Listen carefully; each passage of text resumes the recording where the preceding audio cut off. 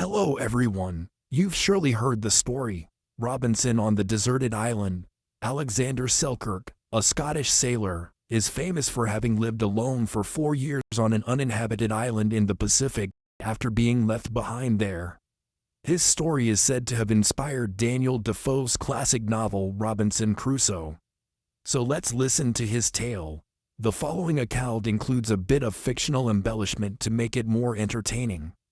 If you enjoy it, please like, share, and subscribe to the channel for more fascinating stories. In the gentle dawn of a spring day in 1676, in the coastal town of Lower Largo in Scotland, the sound of waves softly lapping against the rocky shore played like a lullaby. There, in a humble wooden house, Alexander Selkirk, who would later become the real-life inspiration for the tale of Robinson Crusoe, was born. His parents, William Selkirk and Anne Travers, were diligent farmers whose modest life was filled with love. They named their son Alexander, wishing that he would grow strong like the sea winds and possess the courage to master his destiny. From his earliest years, Alexander forged a deep bond with the sea.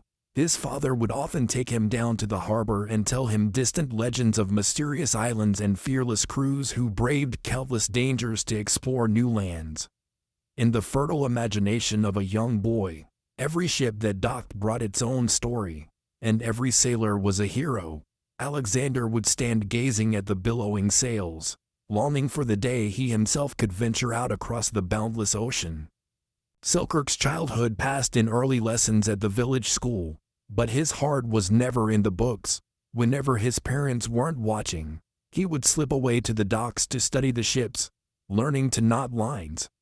Watching sailors cast off anchors and set the sails, and feeling the latent power of the ocean, the deep blue water was not only a source of life but also a call, beckoning him to leave the peaceful sands behind, to step onto the deck, and to explore horizons yet unknown.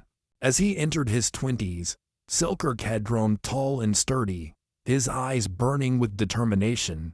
He resolved that he could no longer remain rooted in his tiny village. In 1695, with nothing more than a few changes of clothes, fragments of childhood memories, and a gaze full of ambition, Alexander bade his family farewell and presented himself at the port of Leith in Edinburgh to seek work as a sailor. On the day he set sail, his parents stood silently on the quay, waving goodbye, their eyes reflecting both worry and immense pride.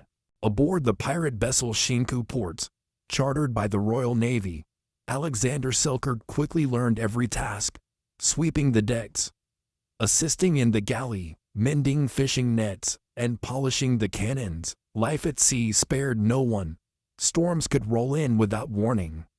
Winds howled icy blasts across the skin, and waves shattered into frothy spray. Yet Selkirk, with his sturdy build and unwavering resolve, found exhilaration in every ordeal. And whenever the tempest finally broke, the sun would emerge to cast the endless ocean in shimmering, glass-like light, an image that only deepened his love for the sea. In those first months, he mastered the art of handling the sails, reading the weather by the patterns of white and dark clouds, and the secret of silently counting the rhythm of the waves to gauge the ship's position. He also witnessed his share of tragedy: sailors collapsing from exhaustion, pirates rioting in fury, and fierce naval battles. Yet amid every storm, Selkirk's thoughts turned to the home across the sea, his family, his friends, and the barley fields of his childhood town that had nourished him. Selkirk's maiden voyage carried him into Caribbean waters, where tropical winds swept over lush, emerald isles. Here, pirates ran rampant, smuggling and kidnapping as common as the trade winds themselves. The crew of the Shinku ports had to remain perpetually vigilant. At any moment, enemies could swoop in, open fire, plunder, and threaten lives. Selkirk watched in horror as comrades were chained and forced into slavery on deserted islands. The image seared itself into his mind: darkened skin, vacant eyes, limbs too weak to move, yet still clinging to hope. But it was also in the Caribbean that Selkirk tasted the true devotion of a close-knit crew. When a shipmate was grievously wounded by an exploding cannon, Selkirk braved the danger without hesitation, dressing the injury, fetching medicine from the ship's stores, and offering comfort and encouragement. The brotherhood, under the canopy, stayed with him throughout the voyage. He understood that no matter how fierce the storm, it was solidarity that carried them through. When the Shinku ports docked at Port Royal, the Caribbean's most bustling port city, Selkirk at last set foot on the white sands and breathed in the salty, palm-sugar-tinged air. Yet instead of reveling in the urban splendor, he quietly observed merchants haggling in crowded stalls, the upbeat rhythm of calypso drifting through the market, and a sea of sails cutting through the waves. His thoughts drifted back to Lower Largo, those evenings spent on the doorstep, listening to his parents' lullabies. Amid all the clamor and glitter, a gentle loneliness crept into Selkirk's heart. He longed for home, for the wind rustling the reeds, and for the warm glow of the hearth. His next voyage took him back across the Atlantic, through the cold waters off Newfoundland, where the fog lay so thick the captain had to guide the ship with an iron whistle. Selkirk watched the sea turn ash-gray, its crests frothing white and roaring like it was whispering the tales of thousands of ships lost beneath its depths. On starless nights, cold mist would soak his hair, and Selkirk would brood on the meaning of freedom. Was it the power to choose life or death on the open ocean? Or was it the chance to return to shore, where family, fields of barley, and a humble wooden home waited? Yet when the wind filled the sails, his heart would race. All around was water, salt stinging his lips, waves crashing against the hull, and the surface sparkling like pearls under the sun. This was his life, both fierce and tranquil, like a lullaby sung by the sea itself. Then one day, while passing the Juan Fernandez archipelago, a remote chain of islands between the Pacific and South America, Selkirk's disagreements with Captain Thomas Stradling reached a boiling point. Their conflict went beyond seamanship and struck at deeply held principles. Selkirk insisted on strict discipline, while Stradling preferred a more freewheeling command, sometimes resorting to harsh floggings. Each harsh word was another drop in an overflowing cup, and the bond of trust that once united them began to crack. One stormy, rain-lashed night, as the Shinku ports fought the gale off Juan Fernandez, Selkirk resolved that continuing under Stradling's command would cost him his free spirit. In the damp cabin he wrote a brief letter explaining his grievances, then strode out onto the deck mid-storm and knocked on the captain's door demanding to be put ashore. Stradling threatened to execute him if he did not return, but Alexander's gaze remained unshakably firm as he made his way to the ship's bow. By dawn's first light, Selkirk stood aboard a pitching longboat, accompanied by 3 sailors tasked with setting him ashore. In his hands he carried a woven basket of grain, a few changes of clothes, a knife, a coil of twine, and a tarpaulin, every bare possession he owned. Ignoring the shouts of his crewmates, the boat slipped away from the mother ship and skimmed across the vast expanse of the sea. When the Shinku ports had faded to a tiny speck on the shimmering sea, Selkirk started, then looked back one last time. The ship was now just a dot on the sparkling water. A pang of emotion stirred in his heart, but it was overshadowed by a sense of liberation. He drew a long breath and leaned back, letting the gentle waves cradle him. This was the moment of transformation. Alexander Selkirk, the boy from Lower Largo, became a castaway on a deserted island, where his courage, ingenuity, and will to survive would be tested. And so ended the factual, non-fictional, opening chapter of his journey.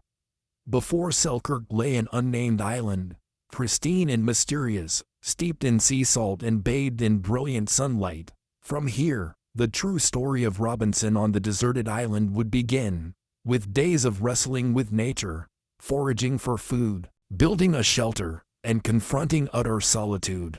When the longboat gently pitched just 200 paces from shore, Selkirk bent down and let his hand brush the icy salt water. That sharp chill marked his official crossing from the world he once knew, a world with the Shinku ports, the shouts of the crew, the bustling docks of Port Royal, and above all, the beloved faces of his family in Lower Largo. Now before him lay only white sands, jagged limestone outcrops, and the hill carpeted with swaying reeds under the blazing sun. Selkirk hauled the boat up onto the beach, then sat down to inspect his meager supplies: a sack of dry wheat, a handful of stiff onions, a rusted machete, a crude length of bamboo, and a thin tarpaulin. He knew that from this moment on every decision would be a matter of life and death.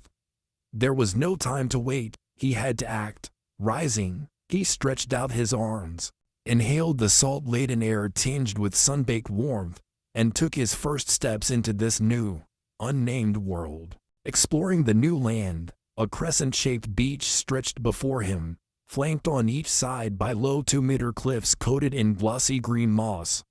Selkirk followed the water's edge, noting the signs of high and low tide: scattered shells, fragments of broken coral, and small gastropod shells still damp in rocky crevices, proved that when the tide recedes, this shore could yield an endless bounty of seafood.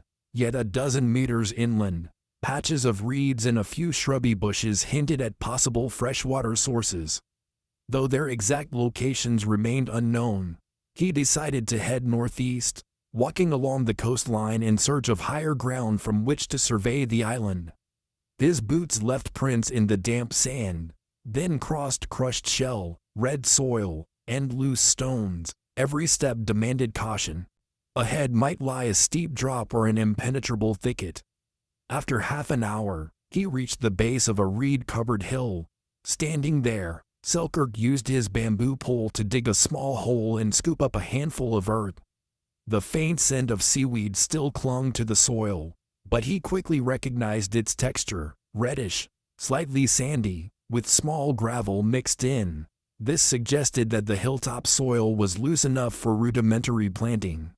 Yet prone to erosion, he peeled back a strip of reed bark with his knife and sketched a simple map in the dirt: the shoreline behind him, the ridge to the northeast, and the cliffs to the southwest. Building a temporary shelter, suddenly, a gust of wind rose from the east, whipping through the reeds like a low whisper. Selkirk knew he must quickly erect a shelter to withstand the storms. Nighttime chills in the Juan Fernandez Islands could incapacitate a man within hours. He returned to the beach and used his bamboo pole to mark out a roughly 6-square-meter area, then gathered small stones to form a low perimeter wall against the wind. Next, he spread the tarpaulin on the ground and collected sturdy dry branches. Arranging them in an A- frame, its peak leaning against a small rock face, its legs planted in the sand, he wove thick reed tufts diagonally across the frame until they covered 3/4 of the sky. Then anchored the edges of the tarp with larger stones to keep the wind from lifting it. Inside the lean-to, he stowed his sack of wheat, onions, knife, and flint neatly in one corner and layered dry leaves beneath them for cushioning. As the sun dipped lower, shadows crept across the shelter. Selkirk leaned against the rock wall, gazing out to sea as waves lapped softly on the shore. He scraped a handful of dry soil and threw it against a stone, producing tiny sparks.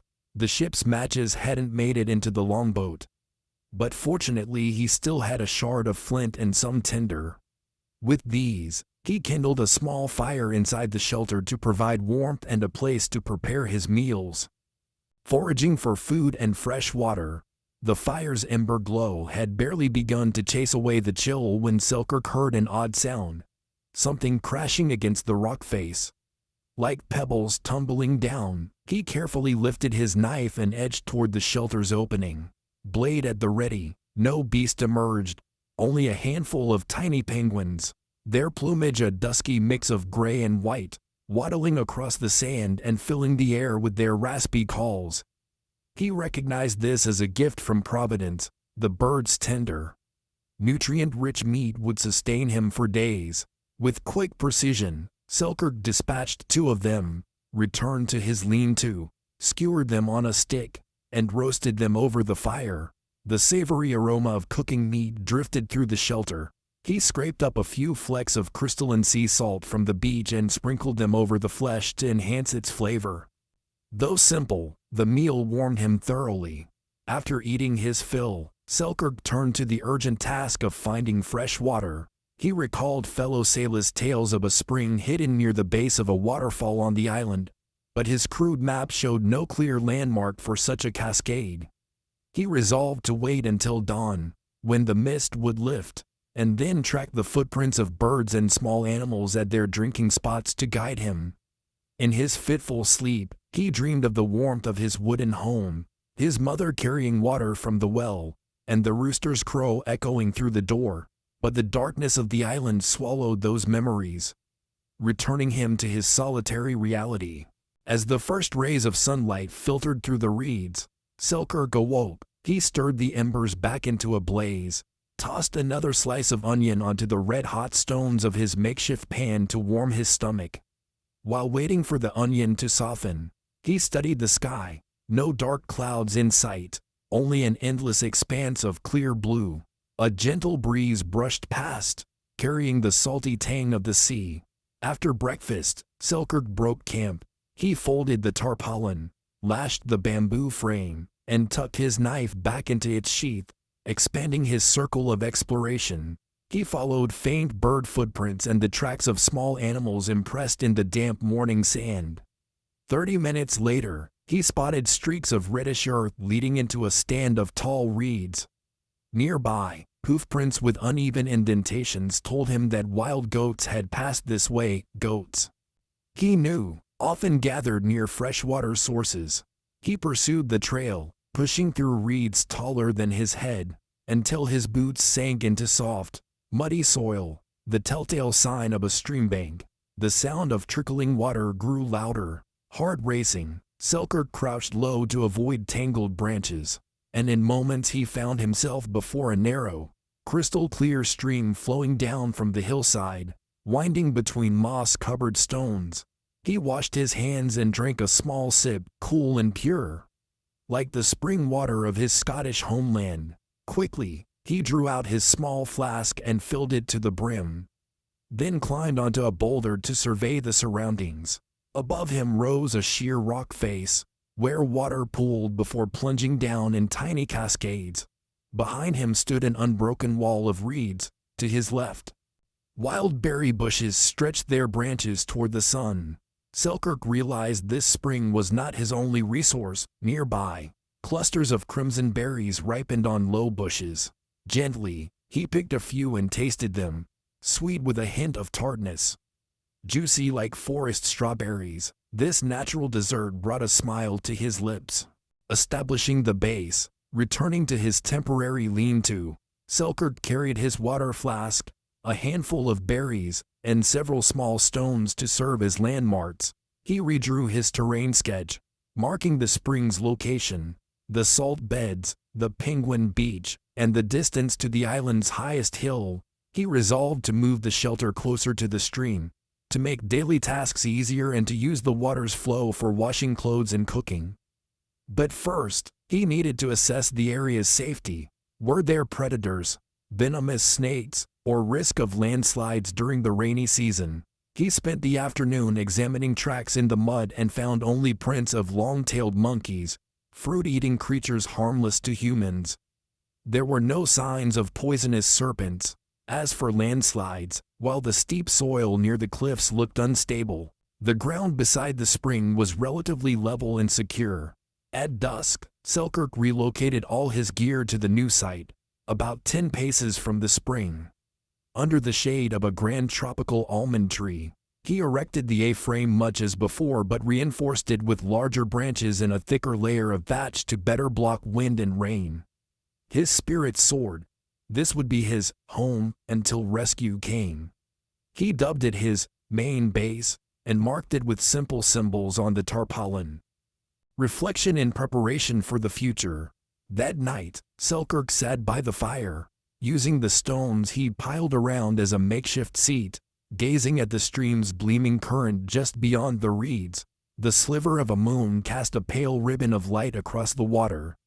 Insect choruses chirped around him, and the wind whispered through the leaves like a hushed symphony.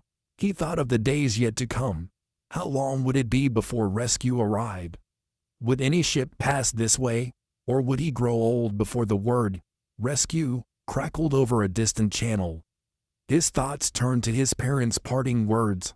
"Son, never forget courtesy and faith in God." Whispering a silent prayer, he felt his resolve strengthen. He snapped a dry branch and whittled its tip into a probe to measure how deeply the rising tide would reach. In his mind's eye he traced the map, the winding path from his shelter to the spring, then to the penguin beach, up through the reed thicket, and onward to the hilltop. He began to envision long-term plans, expanding his lean-to into 2 rooms, one for sleeping, one for food storage, rigging simple bird traps, planting a small garden beside the stream. Before closing his eyes, Selkirk scratched on a strip of reed bark. Day 1. Found fresh water, penguins for meat, berries for dessert. Shelter is decent, spirits steady. He tied the bark to a branch near the fire as a marker of his first day's progress. Under his breath he vowed, "Storm or solitude, I will endure." Outside, darkness spread across the island. The steady hush of the waves sounded like a clock gently lulling him to sleep. Selkirk lay back on his bed of dry leaves, eyes fixed on the vast star-studded sky, ears tuned to the wind sighing through the reeds. In his heart rose a firm belief: the journey ahead would be long. But Robinson, Alexander Selkirk, was ready for his first test. Day 35's dawn. The sunrise on the 35th day of Selkirk's marooning broke like a proclamation. Alexander Selkirk had survived a full month since leaving the Shinku ports. Morning beams filtered through the almond tree's canopy, painting the stream in shimmering ribbons of light, while birdsong echoed like a welcoming chorus. Selkirk awoke earlier than ever, determined to maintain his self-imposed discipline. The nighttime breeze had softened. The sky was spotless and free of dark clouds, an auspicious start for him to focus on his tasks. He knelt beside the fire and stoked it with a dry twig until the embers glowed fiercely, then set his stone pot atop them. While waiting for the water to boil, he meticulously gathered smooth pebbles from the sand near the water's edge and used his bamboo probing stick to grind one end into a rudimentary flint tool blade. With sturdier tools, he reminded himself, every task will be 100 times easier. When the water boiled, he added sliced onions and a few wild tubers he'd foraged the day before, seasoning it with sea salt. A simple breakfast, but one rich in energy. After eating, Selkirk tidied his campsite. There was no overseer here, no one to scold him for disorder. Every bit of order was entirely in his own hands. Expanding the base, on the very first day, Selkirk had erected a simple lean-to beneath the almond tree. Now he transformed it into a more robust, temporary camp. He gathered sturdy driftwood logs cast ashore, sawed them into long beams for a strong frame, and doubled the thickness of his thatched roof by layering the reeds. He bored holes through the wooden beams to thread bamboo lashings, creating a secure locking system that even fierce winds couldn't uproot. In one corner of the camp, he dug a shallow trench to channel rainwater away, surrounding it with a ring of stones to guide the flow safely past the shelter. Nearby, he scooped up loose soil, laid down a fine sand base, and topped it with a thicker mat of dry leaves for a cushioned floor, ensuring deeper, more comfortable sleep. Over the next few days, he erected 2 auxiliary huts, one with a higher roof to store dry provisions and tools, keeping out wild rats and small animals, and the other near the main fire for cleaning and preparing seafood and game. The 3 structures formed a survival triangle, each about 5 paces apart, far enough to prevent one area's smoke or odors from spoiling another, yet close enough to manage easily. Building a signaling device, Selkirk never lost sight of his primary goal: rescue. He returned to a broad stretch of sandy beach and selected a flat area facing the sea. Using his machete and crude axe, he carved large letters into the sand, SOS, each roughly 2 meters tall, big enough to be seen from a ship 1,000 tons in displacement. Around the letters, he placed shattered black stones to create a dark background so the SOS would stand out sharply against the pale sand. By day, sunlight would cast crisp shadows of the letters. By night, he planned to build a fire in the center of the O, the glow visible from afar. He practiced lighting fires quickly, layering dry reed bark, striking his flint to spark embers, then blowing gently to coax the flames up. In early attempts, gusts of wind often extinguished the blaze, so he constructed a small fire tent of thick dry branches shaped like a cone, shielding the flame from strong gusts while still allowing smoke to rise. After several trials, he finally succeeded. The fire burned brightly within his smoke cone, sending white plumes high above the SOS. Stepping back 10 paces, he watched through the natural window of the streambed, confident that, should a ship pass, smoking fire and glowing embers would be impossible to ignore. Exploring the island's interior, not content to stay by the shoreline, Selkirk decided to venture deeper inland. He prepared for the excursion by packing his makeshift backpack, woven from thick leaves, with his water flask, a handful of wild tubers, some berries, and his machete. A narrow path through the reeds served as his guide, but he remained cautious. He looped a short length of rope around his waist so that, if he slipped down a ravine or into loose soil, he could hook onto a tree and pull himself out. The trail was initially slippery, interspersed with moss-covered limestone boulders. Selkirk followed a dry streambed upward, encountering ferns as tall as his waist and damp, mossy roots. He gripped a fallen tree trunk for support as he climbed. After 2 hours of bushwhacking, he reached a flat rock clearing sprinkled with purple and yellow wildflowers. From this vantage point he scoped out his surroundings. To the east, a towering cliff. To the south, dense jungle. To the northwest, the familiar sandy beach. Using fine stone powder as chalk, he drew an arrow on a nearby tree trunk pointing back toward his camp, ensuring he could find his way home. On his return path, Selkirk discovered a small rock cave with an entrance about 1.5 meters wide that plunged steeply inward. He peered inside and heard the drip of water and the whisper of wind through crevices. The cave could serve as a safe refuge during violent storms or as a cool, dry storage space for nuts and tubers. Securing his pack at the cave mouth with his rope, he crawled in to investigate. The floor was firm with no signs of large animal tracks, and the ceiling featured small vents for air. Selkirk decided that on rainy, stormy days he would move his home here, safer than his lean-to beside the stream. Facing loneliness, amid the busy pace of his survival tasks, Selkirk still could not escape moments of deep solitude. At night, after extinguishing the SOS fire and returning to his shelter, he would sit quietly by the stream, gazing up at the starry sky. Occasionally the wind rustled through the reeds like a murmur, making him imagine he could hear his mother's lullaby or the gentle lap of waves at Lower Largo long ago. He clung to those cherished memories, his mother preparing breakfast, the dog barking at visitors, the church bells echoing from the hill. But loneliness spurred him to action. Sitting too long risked nodding off. And if he fell asleep by the stream at night, rising waves might flood in or strong gusts could topple his reed roof, leaving him stranded. So Selkirk made a rule. Each evening he would write at least 5 lines in his diary. Using a makeshift pen he carved from reed bark, though his handwriting was rough, these entries would stand as a record for the future. He believed that, someday, when someone read them, they would tell his story, and conveyed this message, that a person can overcome any trial as long as they believe in themselves. Nurturing hope, the 35th day closed with a quiet afternoon. Selkirk cut several reed stalks and wove them into baskets to hang by his shelter's entrance. Keeping his path clear for trips to fetch water and tubers, he gazed out to sea, imagining merchant ships and fishing vessels gliding by, eyes scanning the smoke and fire.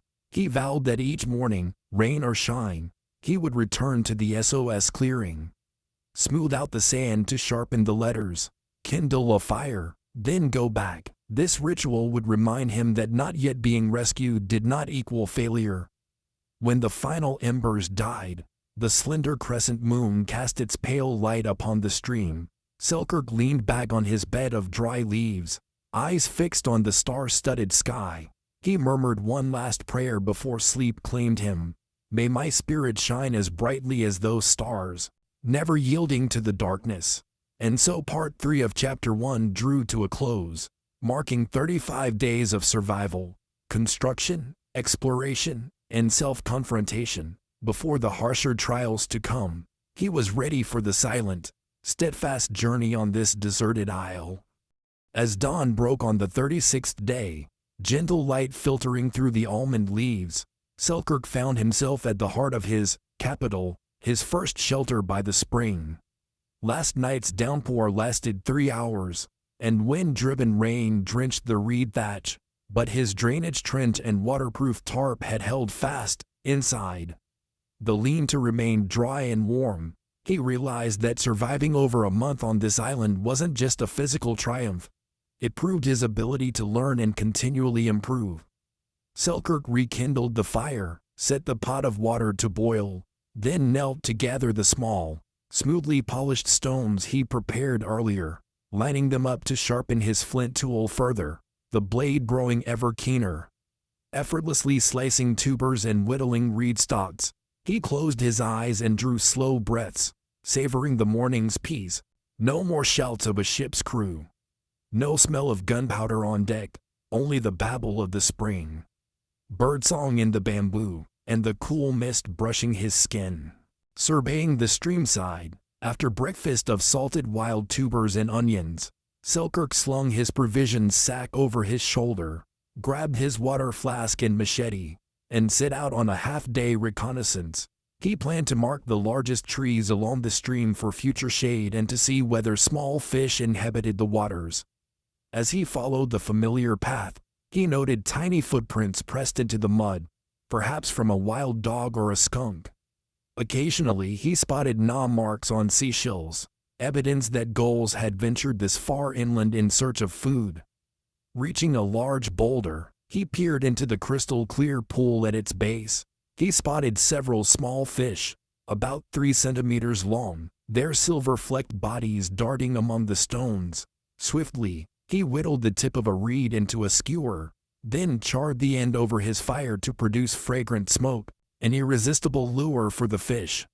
Next, he scored a small groove in the rock wall and used the smoky channel like a trap, driving the fish toward the shallows. With nimble hands, he scooped 6 of them in 30 minutes, enough to add a modest protein boost to his midday meal. Developing a wild vegetable garden. Back at camp, Selkirk dug around for the tubers of a small plant scattered near the Penguin Beach, its seeds encased in a hard shell. Rich in starch and natural oils, he had roasted a few over coals and found their flavor nutty and rich. Much like pecans, today he decided to gather a handful of these seeds and bring them back to his food storage hut. There he dug a small pit, scattered the seeds, and covered them lightly with soil, a first experiment in cultivation. He hoped that within a few weeks the sprouts would emerge, providing an additional food source and reducing his reliance on hunting and foraging. Observing the weather and adjusting routines, Selkirk realized that last night's rain was no accident. He had noted the gathering of white clouds the afternoon before and the south breeze gradually picking up. From this, he learned to read the weather. Low, wispy clouds with no dense clusters and a light breeze signaled good conditions for a long excursion. When the wind shifted direction and a lower cloud layer moved in, it was wise to stay put. Today, the sky was clear and an easterly breeze blew gently, so Selkirk felt confident venturing into the island's northwest interior, where he had previously sketched his map, to search for fresh mineral outcrops that might be used for toolmaking or as dyes for his tarpaulin. Exploring the northwestern limestone outcrop, venturing deeper into the reed forest, Selkirk squeezed through a narrow cleft and at last emerged into a roughly 500 square meter limestone field. Large rocks jetted up, cloaked in moss and damp fungi. He used his dagger to pry away small fragments, noting the pure white streaks of lime, signs of calcium carbonate. He recalled the sailor's handbook he carried. Calcium carbonate could be used as a binder when mixed with lime and water, in an emergency. It might even serve as rudimentary toothpaste or a wound cleaning agent. Carefully, he broke off a few small pieces and tucked them into his bag. Then he noticed yellowish oxidation stains on the rock surfaces, likely indicating iron minerals. If he could find enough iron, he might smelt it into crude blades. He also knew that metallurgy demanded very high temperatures, probably beyond reach on this deserted isle. But at minimum, he could use the iron oxide stains to dye his tarpaulin a warm tan hue, making his shelter feel cozier. Recording and organizing information. After 2 hours of surveying, with the sun high overhead, Selkirk returned to his camp and placed the limestone and iron oxide samples into a small, handmade wooden box. He opened his journal and sketched a new map of the northwestern outcrop, annotating its location, approach path, sample types, and collection times. The pages of his journal were growing thicker each day, the handwriting rough but filled with dozens of field experiments, comparative observations, climate notes, and records of animal behavior. He reminded himself that this was more than a personal diary. It would become a Robinson's handbook for anyone in the same plight.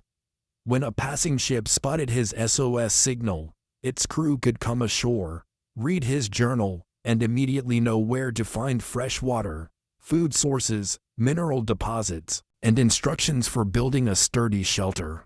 Testing the tarp dye. In the afternoon, Selkirk mixed some iron oxide with spring water, stirring until it formed a thick, dark brown paste. He spread the tarpaulin over a bed of dry leaves, stuck a branch into the fabric to hold it taut, and brushed the oxide mixture onto the surface.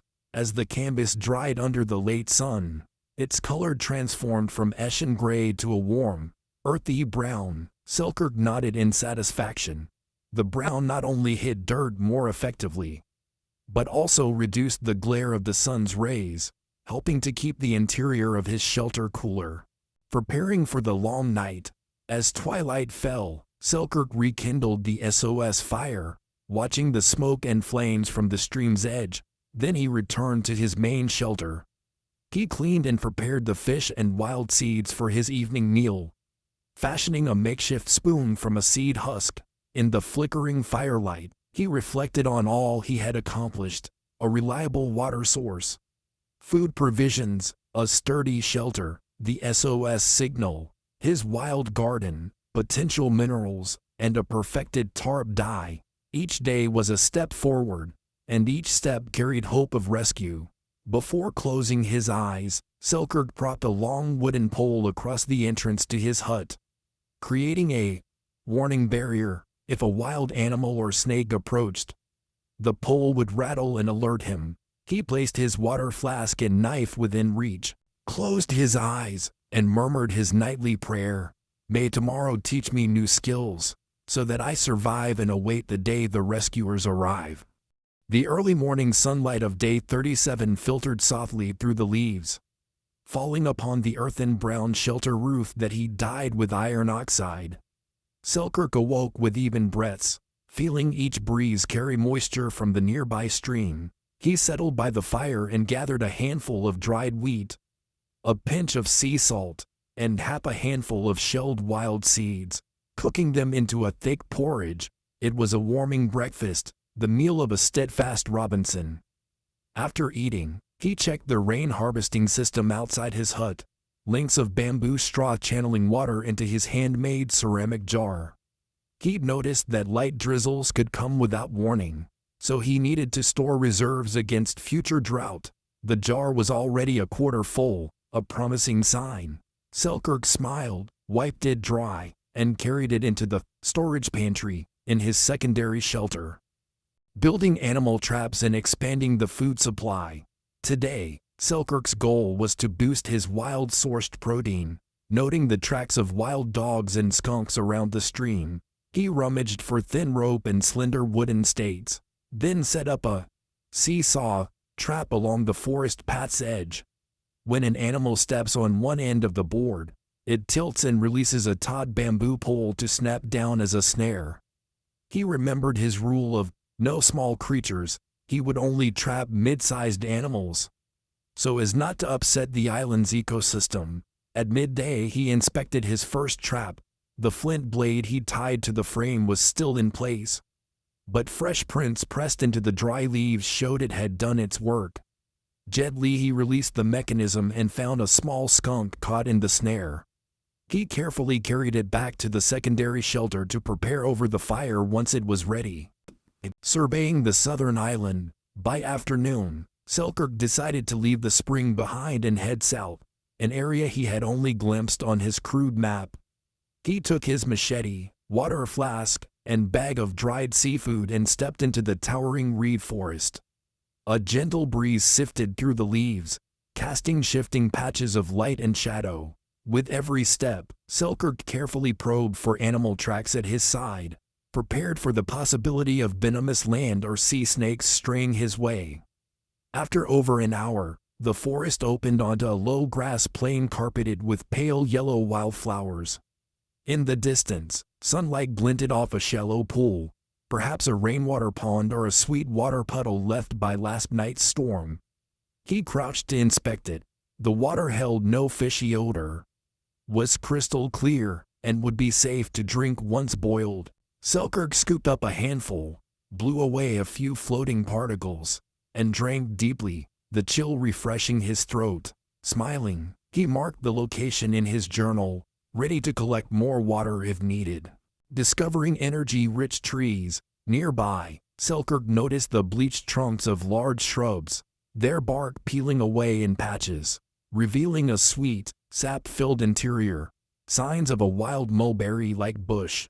He used his knife to score the bark lightly and tasted a drop of the clear, sweet sap. This was the natural sugar source he needed, both an energy boost and a substitute for his dried wheat. Quickly, he carved a shallow groove in the trunk to channel the sap into his ceramic flask, then sheltered it in the shade to prevent sunlight from fermenting it. Observing insects and learning to harvest. On his way back, Selkirk watched golden bees flitting around a patch of wildflowers. He thought of honey, the liquid gold his parents had once mentioned.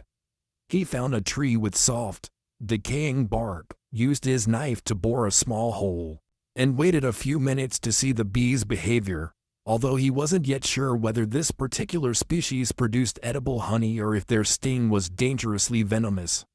Selkirk marked the location in his journal. He planned to return at first light with a small wooden frame and protective enclosure to harvest the honey safely. Planting more wild greens and preserving seeds. Back at the shelter, Selkirk returned to his experimental garden. The seedlings from the wild seeds were already about 6 inches tall. He gently loosened the soil with his hands, meticulously pulled out weeds, and mounded moist earth around each stem, then laid a layer of dry leaf mulch on top to retain moisture. He harvested more seeds, shelled them, and stored them in his reserve pantry. He imagined that in just a few months this patch of wild greens would flourish, providing a lasting food supply. Reorganizing the storage and marking safety, Selkirk opened his secondary food hut and arranged his supplies: dried grains, dried fish, skunk meat, and wild seeds. In order of imagined shelf life, the most perishable seeds at the bottom, with dried weed on top. Using fine charcoal, he wrote the harvest dates on the wooden wall so he'd know which items to use first. Then he built a small barrier of sturdy branches around the storage area as a makeshift fence to keep out insects and wild rodents. Detailing a more comprehensive map. Before dusk, Selkirk retrieved his journal and carved with charcoal onto a small wooden plaque an expanded sketch showing the pool by the grassland, the sweet sap trees, the animal trap area, and a simple illustration of the wild mulberry bush. He drilled a hole in the corner of the plaque, tied a length of bamboo fiber through it, and hung it from a high branch beside the stream, so that, should anyone fortunate enough to wander here stumble upon it, they could rely on his hand-drawn guide to find their way. End-of-day reflections and reinforcing resolve. Night fell, and Selkirk rekindled the SOS blaze, watching the smoke drift across the starlit sky.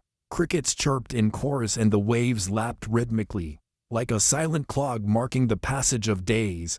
He sat by the fire, picked up a scrap of reed bark, and recorded in his journal, Day 37, skunk trap successful, discovered freshwater pool by the grassland, potential honey source, needs testing, collected 0.5 liter of tree sap, wild green seedlings striving. He finished his entry, bowed his head, and prayed, "Grant me patience and wisdom, O Lord." When the fire died down, Selkirk lay in his dry auxiliary shelter, closed his eyes, and listened to the wind and waves intertwine, reminders that, even alone on a deserted island, one can always find nature's miracles to sustain hope. The 38th night ended with the wind howling through the reeds, carrying the briny scent of the sea. When the first pale dawn light filtered through the leaves, Alexander Selkirk awoke at the sound of birdsong. He sat up in his secondary shelter, eyes on the blush-pink sky, an omen of clear weather, perfect for finishing the day's remaining tasks, strengthening the camp's defenses. First, Selkirk inspected the alarm fence around his main shelter and food stores. He added a few lengths of sharpened reed stakes, interweaving them to block wild animals from slipping through. Noticing rodent and wild dog tracks circling the storage area, he realized his provisions were at real risk, so he set 2 additional small sea-sawed traps around the pantry, designed specifically to snare vermin and protect his seeds and young shoots. Preparing for the heavy rain. From his journal, Selkirk knew the stormy season would arrive in a few weeks. The sea could rise, and large waves might flood the streamside structures. This morning, he spent time moving all his rainwater containers and food stores up to the hillside near the rock cave, a drier location with lower risk of landslides. He lashed the ceramic jars firmly with bamboo fiber and built a chest-high wooden rack to keep rodents from climbing and raiding. Selkirk felt reassured. No matter the storm, his small homestead would stand firm.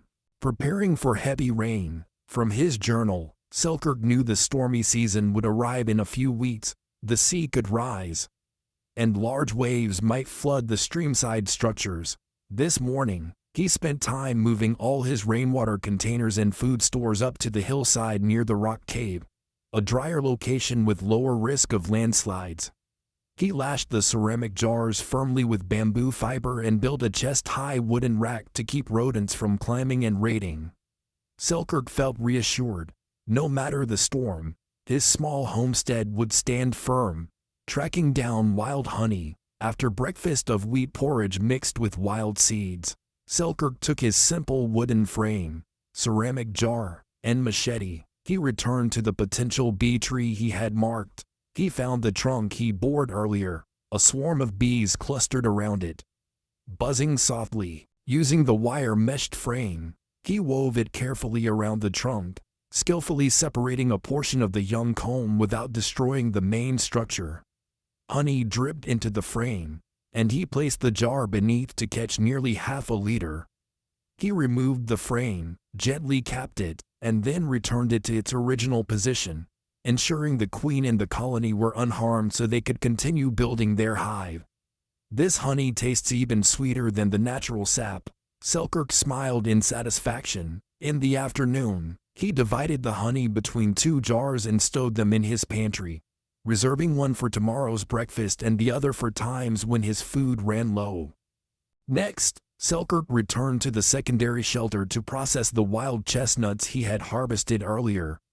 He placed the nuts on a hot stone near the fire, roasting them until their shells cracked open.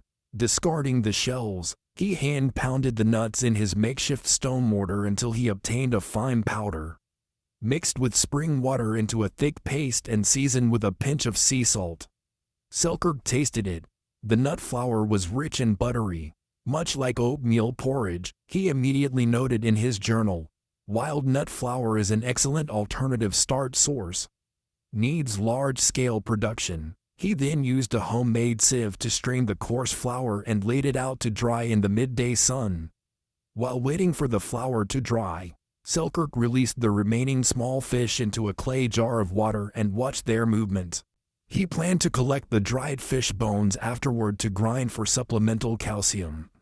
Strengthening the rescue signal, late in the afternoon, when the sun had softened, Selkirk used his machete to reinforce a ring of stones around the newly carved SOS on the beach, this time expanding each letter by an additional meter so that large ships could more easily recognize them.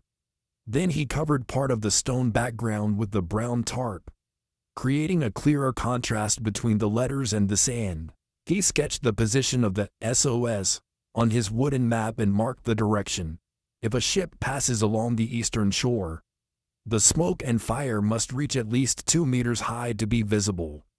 Coping with a mild fever, night fell, and Selkirk felt a slight fever. His body warmed up, accompanied by fatigue. He recognized the signs of heat stroke from days of outdoor labor. Immediately, he boiled a pot of spring water, added a few slices of onion and leaves known for cooling effects, the kind he had observed monkeys eating when overheated. After drinking the warm herbal water, he took a spoonful of diluted honey. While waiting for his health to recover, he lay down to rest, his head propped on a dry leaf pillow, eyes fixed on the shelter's ceiling. He reminded himself, when the body sounds an alarm, you must stop work immediately, so as not to trade your life for exhaustion. He had learned a lesson about physical limits: persevere, but know when to pause and rest. Preparing for next week, the next day, once he had recovered, Selkirk took time to write a detailed plan for the coming week. Complete a larger rainwater collection system using additional reed baskets. Attempt to build a small fish pond by the stream, using the natural rock wall and a reed net to keep fish alive. Providing a long-term source of fresh protein. Expand the wild vegetable garden to the east to take advantage of shade from the ancient tree canopy.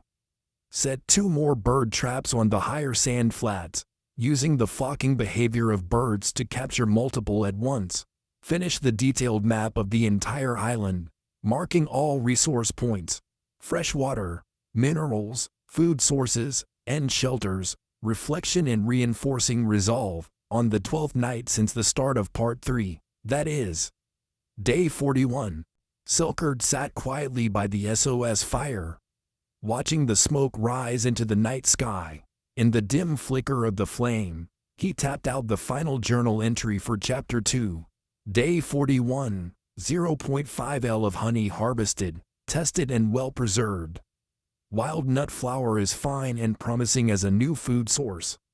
Mild fever has passed, must rest properly. SOS signal successfully expanded. Next week's plan is complete. He closed the journal, placed it beside his water flask, and looked east, toward the vast sea that held his hope. The waves lapped like the steady beat of his own heart, constant, enduring, never ceasing. A testament to the steadfast journey of Robinson Alexander Selkirk on the deserted island, from strengthening defenses, pioneering new food sources, harvesting honey, grinding nut flour, to coping with illness and planning for the future, all showcasing the resilience and ingenuity of a man overcoming adversity, turning a wild island into a sustainable home. The pale dawn of Day 42 gently lifted the blue mist from the deserted island. Dewdrops clung to the reeds like tiny gems, revealing a scene of tranquil nature after the long night. Alexander Selkirk awoke in his main shelter, inhaling deeply, the scent of wet leaves, dry bamboo, and the faint smoke lingering from last night's SOS fire. He smiled, knowing that he had entered a new chapter of his journey, exploring deeper into the island's interior and uncovering its hidden secrets. Preparing before the expedition. First, Selkirk needed to equip himself fully. He neatly placed his Robinson's Handbook, notes into a small wooden pouch and hung it from a reed cord at his side. Next to it, his increasingly sharp machete, a coil of rope, a flask of boiled spring water, and a woven reed basket for carrying spare provisions. Finally, he tucked in a roll of brown tarp in case he needed to erect another temporary shelter. He checked each item carefully, ensuring nothing was forgotten. After a simple breakfast, wild seed porridge sweetened with honey, Selkirk snapped a reed stalk as a trail marker at his shelter's entrance, then set off northeast toward the tall cliff he'd once marked on his wooden map. He believed this direction would lead him toward the island's center and perhaps to a larger water source than the shallow stream. Cutting through the dense reeds, the path through the reed forest was thick, the stalks towering above his head like a green wall. Each step required caution. Brittle reeds could tangle his rope or snap and throw him off balance. He used his knife to trim away overhanging stalks, just wide enough to pass. The rhythmic snick of his blade blended with the soft forest bird calls as morning unfolded. After nearly an hour, the atmosphere shifted. Reeds thinned to reveal small trees with broad canopies that provided cool shade. Beneath their trunks, a carpet of low grass held moisture, and pale purple wildflowers began to bloom. Selkirk paused, gazing up through the canopy at shifting sunbeams, a sign that the ancient forest sheltered him from sea breezes. Creating a cool, humid microclimate, discovering the Great Lake, only a few more steps, and Selkirk heard the sound of broad water, waves lapping a lake shore rather than a burbling stream. Pushing aside the reeds, he found himself before a mirror-like lake about 200 square meters in area. Ringed by white limestone and low shrubs, the lake's surface was glassy, reflecting sky and clouds. This was clearly a far more reliable water source, ample for long-term habitation. He knelt at the water's edge, dipped his hand into the cool depths, and then filled his flask, spotless and clear, surveying the shore. To the east, a trickle formed a small waterfall from a low rock face. To the west, a narrow sandbank led inland and north and south, alternating cliffs and brush. This was his new treasure, a perennial lake, never likely to dry, and large enough to support fish. Testing small-scale fishing, using a dry branch, Selkirk split it into two parallel poles, tied them together with rope and tarp fabric to form a crude net frame.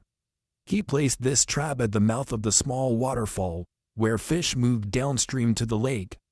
Within moments, silvery fish darted into the net. Selkirk smiled in satisfaction. His first harvest of fish in significant quantity rather than piecemeal picks.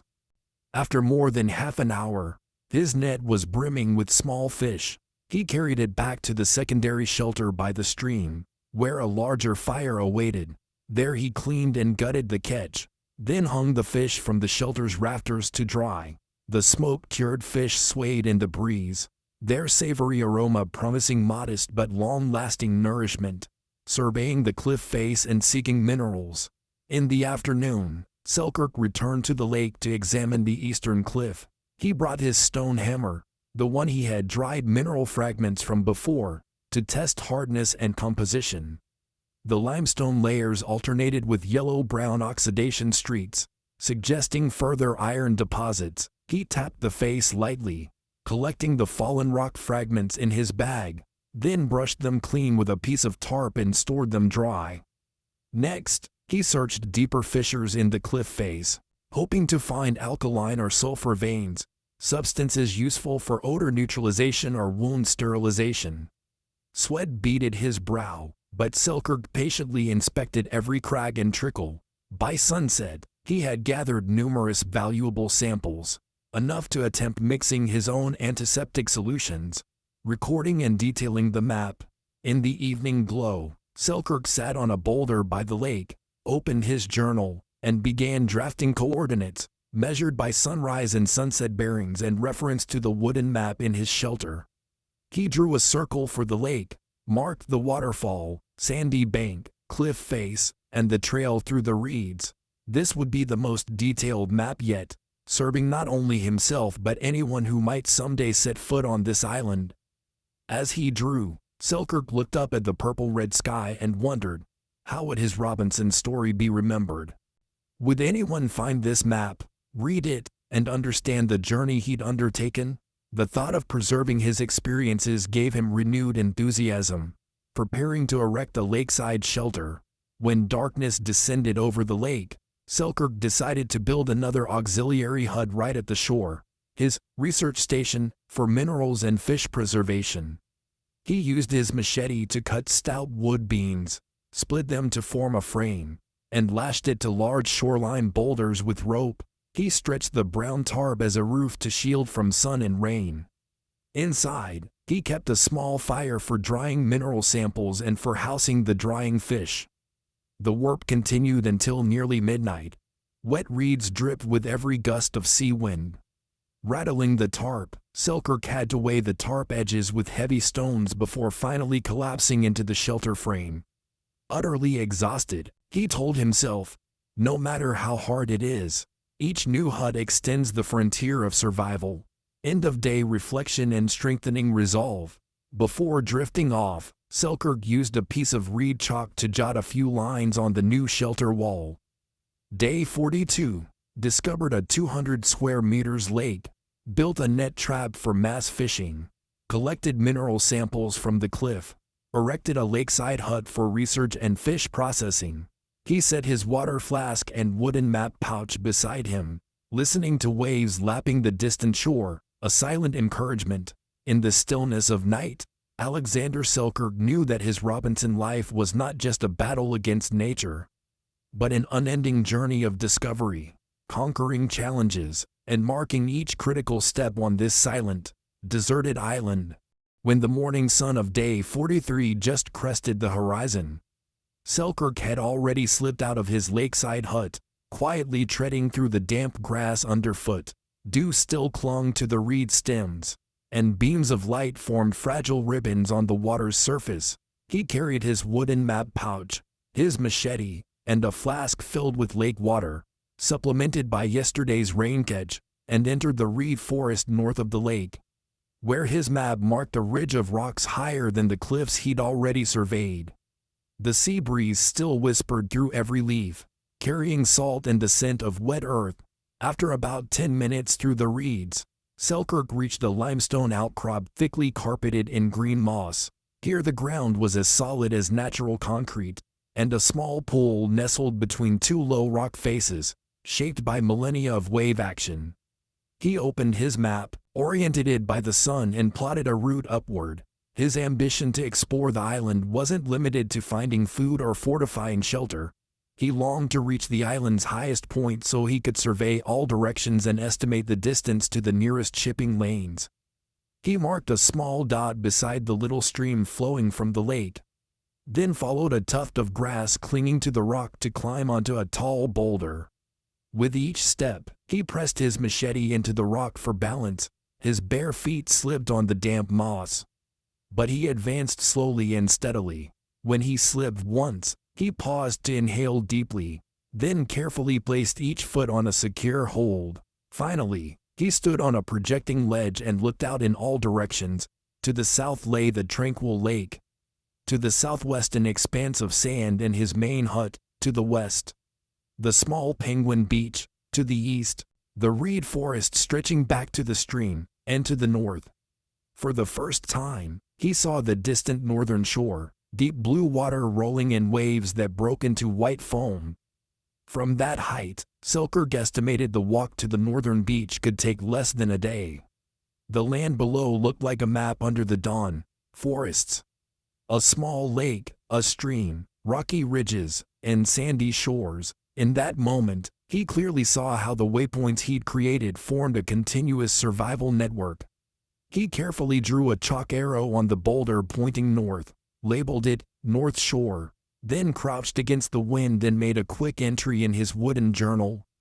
Leaving the boulder, Selkirk descended and headed north along the arrow. Crossing the little stream, he entered the old-growth forest where ancient trees stood shoulder to shoulder and their roots wove like a network over the soil. The air here was different, cool yet slightly stifling from the damp vegetation. He heard crickets and the crunch of leaves under a passing animal's paws. When he was about a kilometer from the north shore, the faint smoke from his main hut made him smile. Proof that his morning ritual, tending the wild garden and checking traps, continued. And small creatures still paused to drink at the stream before venturing into these woods. By midday, Selkirk followed a small creek flowing from the old-growth forest to the sea. Its burble greeting him like an old friend. He washed his face, drank deeply, then snacked on a few wild tubers for energy before continuing. The northern beach emerged before him, a white curved strip of sand edging the forest and curving toward a seaside cliff.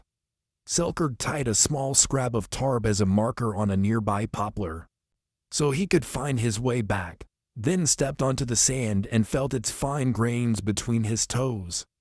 At the water's edge, when the tide receded, broken corals and shells emerged from the mud. Selkirk collected them, discovering small coral fragments with unusual shapes. He wondered whether he could fashion crude jewelry to leave his mark on this nameless island, or trade them with any fortunate visitors.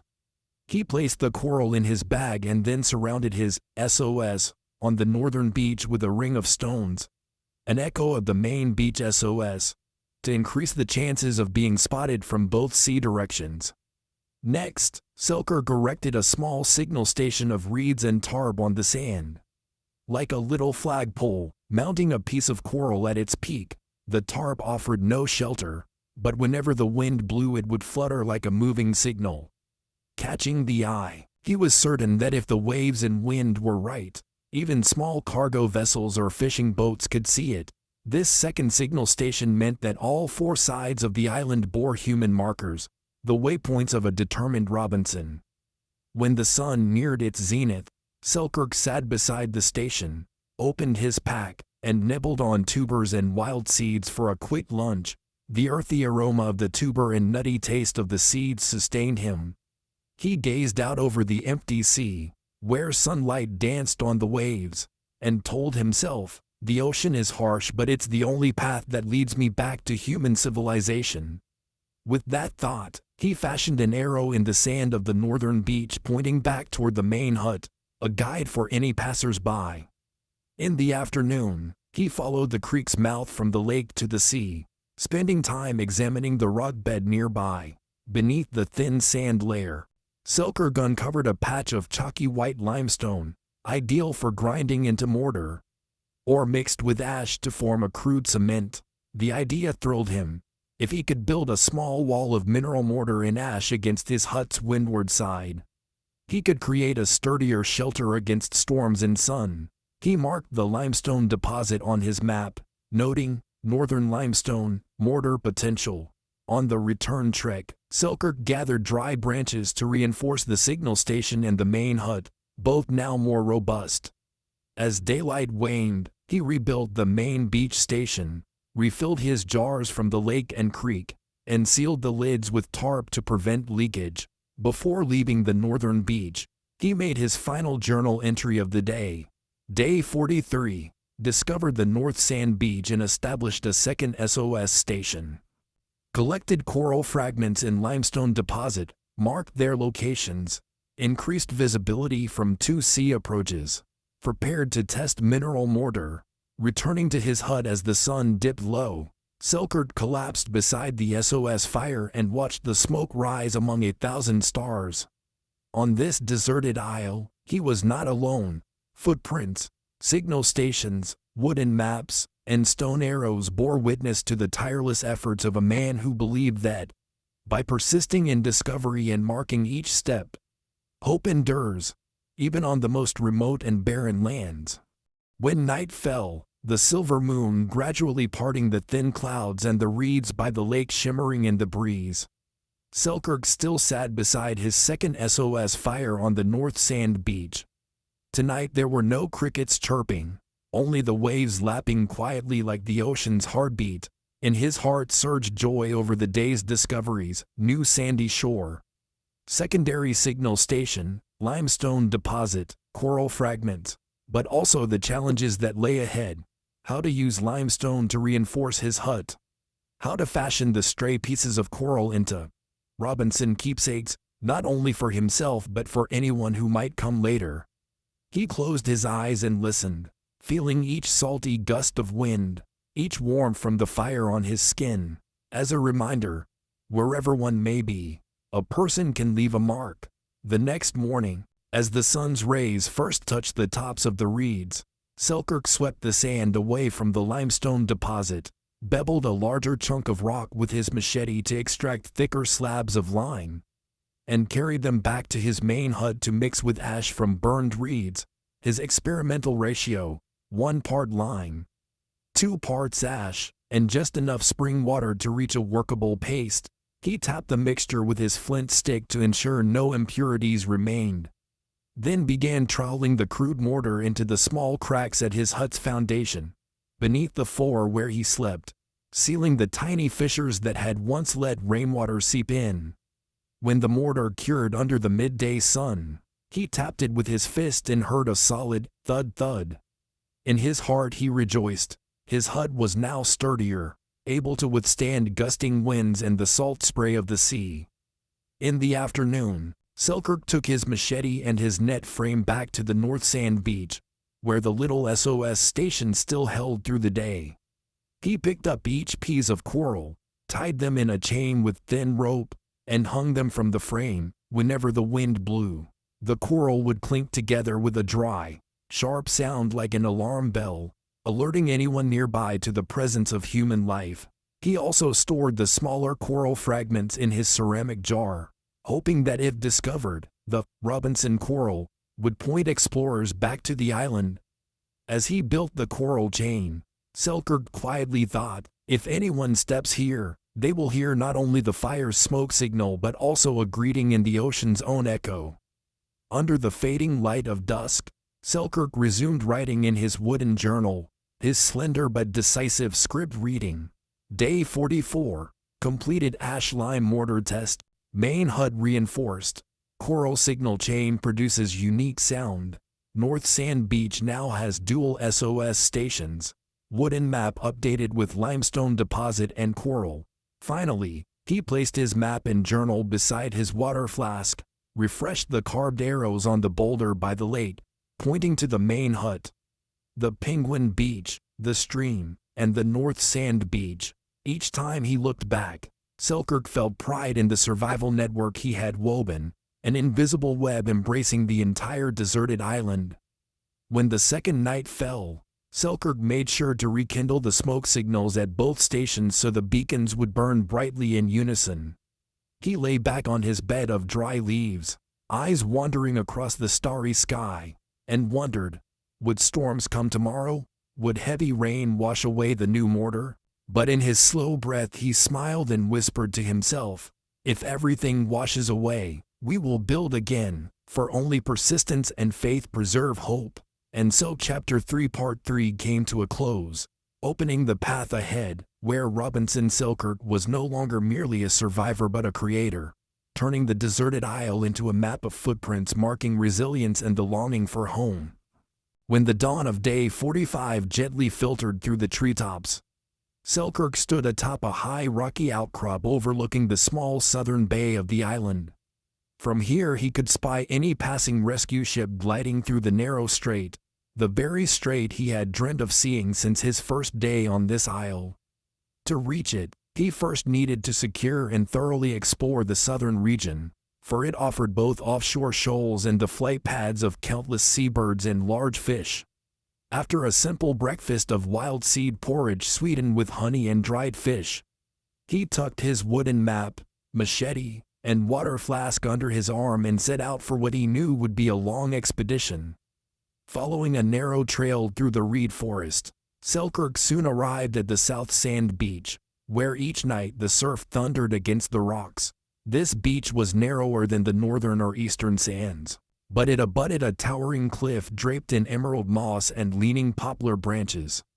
At midday he erected a makeshift shelter of sun-dried reeds to shield him from the sun and to store his provisions. Then he waded into the shore water, testing its brine, so different from the sweet stream, and lowered his crude fishing net, woven the day before, into the shallow tide pools. In moments, Small reef sharks and schools of anchovies darted into the net. Selkirk smiled, making a note in his mind.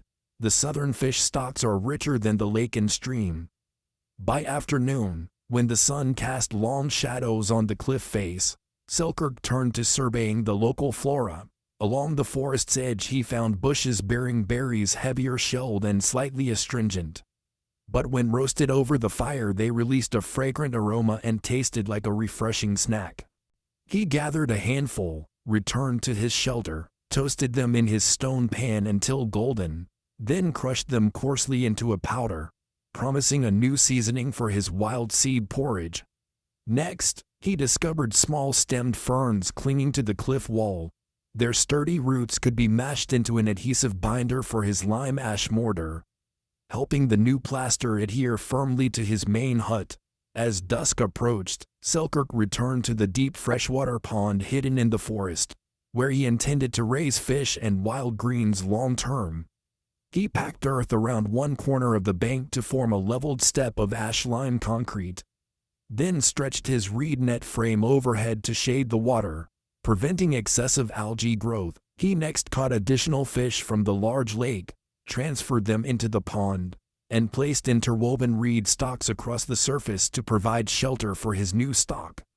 His plan: in 1 week the pond's ecosystem would stabilize, allowing gradual harvests. Finally, he planted a small coral flag atop the railing of the southern cliff to broadcast his SOS signal in all 6 directions. And he thought to himself, I have made this deserted island my world. Now I only wait for the day I return home. Returning to his hut through a light drizzle, Selkirk rekindled his fire, warmed the fish and roasted berries to stave off the night chill, and carved a deep gouged journal entry into the wooden wall. Day 45, surveyed South Sand Beach and built makeshift shelter, tested submerged net, landed large fish, researched southern berries, created new spice powder, began building fish and garden pond with ash lime mortar, planted coral flag at the southern station, enhancing signal reach. In the flickering firelight, Selkirk gazed up at the star-filled sky. From hunter, forager, and shelter builder, he had become a survival architect, taming nature to forge a sturdy home in the heart of the ocean. And his conquest of the deserted island continued, fueled by the ever-burning hope of homecoming. The 46th day on the deserted island began with the sound of sea wind pounding the southern cliffs, carrying a faint salt breeze into the secondary shelter where Selkirk spent the night. At dawn's first light, he awoke and quietly watched the coral signal fluttering on the north sand beach. Each coral clink reminded him that the outside world awaited him, and now, with signal stations radiating in all 6 directions, it was only a matter of time before some ship noticed this mysterious isle. He rekindled the SOS fire on the South Sand Beach to ensure a vigorous blaze and towering smoke. Then he returned to his main lakeside shelter and prepared breakfast, wild seed porridge with a few roasted southern berries, plus the last of his dried fish. It wasn't elaborate, but it provided enough energy for a long day's work. He laid out his wooden map pouch and tools on a flat rock under the shelter canopy, opened his journal, and reviewed his week-ahead plan. Finish the fish pond and wild garden system.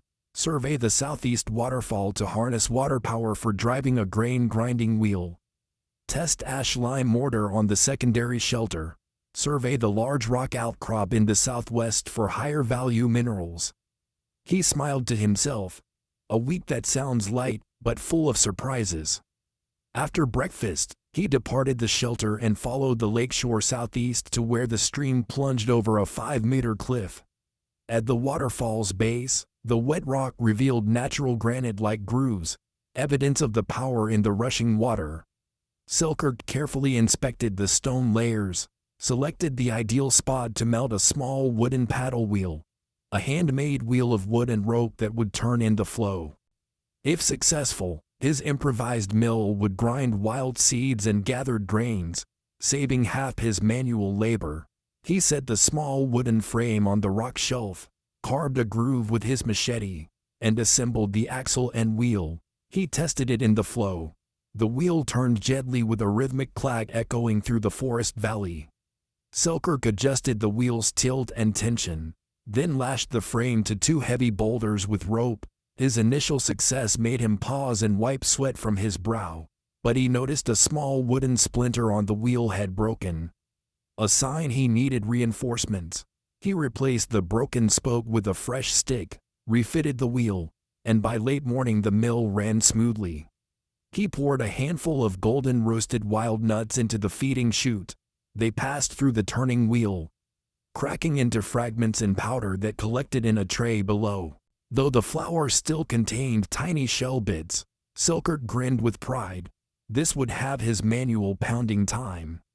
Next, he turned to surveying the waterfall itself, trekking deep into the reed forest southeast and climbing through a damp mossy cleft. He moved cautiously over tangled tree roots in the mud. Within minutes he stood beneath a narrow opening framing the fall's top. The water cascaded over 3 rock tiers, each forming a small pool. He scooped and tasted the water. It was slightly sweet, perfect for boiling. More importantly, he discovered dark green algae clinging to the upper rocks, mineral-rich material that could serve as a rudimentary filter for drinking and cooking water.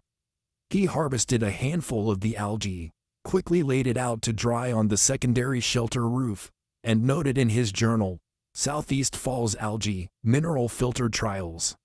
Then he built a test filter, a layer of small pebbles, a layer of natural cattail fibers, and a layer of crushed dried algae. When he poured water through, it ran out crystal clear. He smiled at the hours saved that would have been spent endlessly clarifying stream water. In the afternoon, Selkirk returned to the reed-lined pond by the lake to inspect his aquaculture system. The fish were swimming lazily after a few days of acclimation, and algae growth was confined to one corner. He scraped away the excess algae with a reed stalk and added fresh leaves to balance the ecosystem.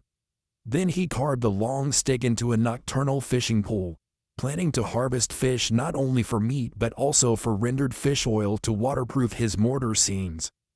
As the sun dipped low, Selkirk returned to his main hut, sieved all his wild nut and grain flour, and ran the first batch through his water-powered mill again.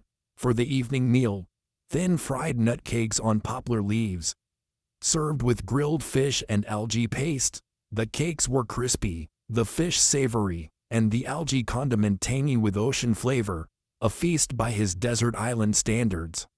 By the firelight he carved a deep entry in his wooden journal. Day 46, water mill installed successfully. Automatic milling produced 70% fine flour. Surveyed Southeast Falls. Collected algae for rudimentary filter. Water filtration protocol finalized. Pond ecosystem stable. Algae controlled with added leaves. Tested nighttime fishing pole. Ready to harvest fish oil. Celebratory dinner. Nut cakes, fish, and algae paste. He set down his knife, watching the smoke rise into the starry sky. In the vast ocean, Alexander Selkirk had learned to turn nature's gifts into survival miracles, and his belief in rescue had never burned brighter. On the evening of day 47, as the sunset light filtered through the southeast rock cleft, Selkirk had completed all the major tasks on his plan and was preparing for the night's survival. After stoking the SOS fires at all 3 stations, the main beach, the south beach, and the north outcrop, he returned to his main lakeside hut. He dried his dew-damp tools, then inspected his food stores: wild nut flour, dried fish, roasted berries, several jars of honey, and dried algae. He told himself that as long as the SOS signals burned through the night, sooner or later some ship would notice the dancing flames and the choral chimes ringing out across the sea. But he would not rest on his laurels. Before darkness fully fell, he carried his small frame and paddle wheel out to the southeast waterfall. There he poured spring water down the chute and watched the wheel turn steadily, proof that his handcrafted survival systems must work regardless of the weather. He added an extra wooden pin to prevent wobble, and lubricated the axle with fish oil rendered from last night's catch. The wheel spun smoothly, its rhythmic click echoing through the forest like the heartbeat of the island. Returning to the pond-side shelter, Selkirk lit an oil lamp made from wood scrap and fish oil to test his night fishing pole. He lowered the pole into the water and blew gently on the surface, creating ripples that startled fish upward. In an instant, he hooked 2 small fish, enough to render more oil. He attached the pole to a small hand crank and twisted the axle by hand, squeezing out golden fish oil into his ceramic jar. This oil would waterproof his ash lime mortar, improving adhesion when storms struck. When night fully descended, Selkirk rekindled the SOS fire on the south beach, then returned inside his main hut. By the dim firelight, he mixed a cup of warm water with honey and crushed dried algae, sipping it to soothe his throat against the cold sea breeze.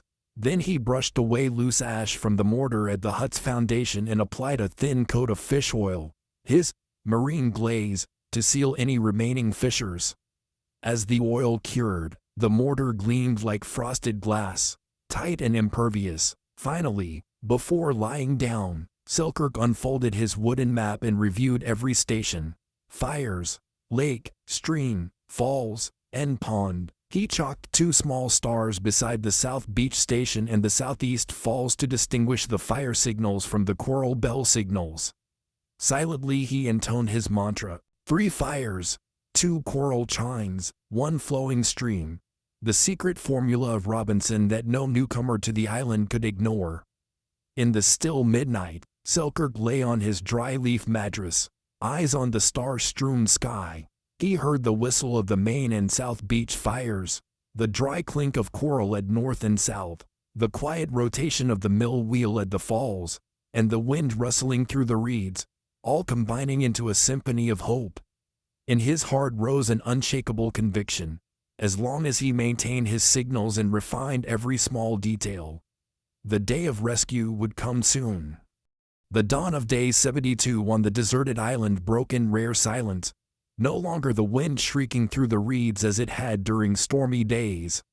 Only the distant cry of seabirds and the steady lap of waves.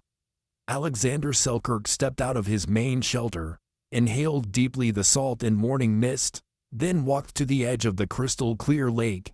Its surface was mirror flat, reflecting the sky like a giant glass pane.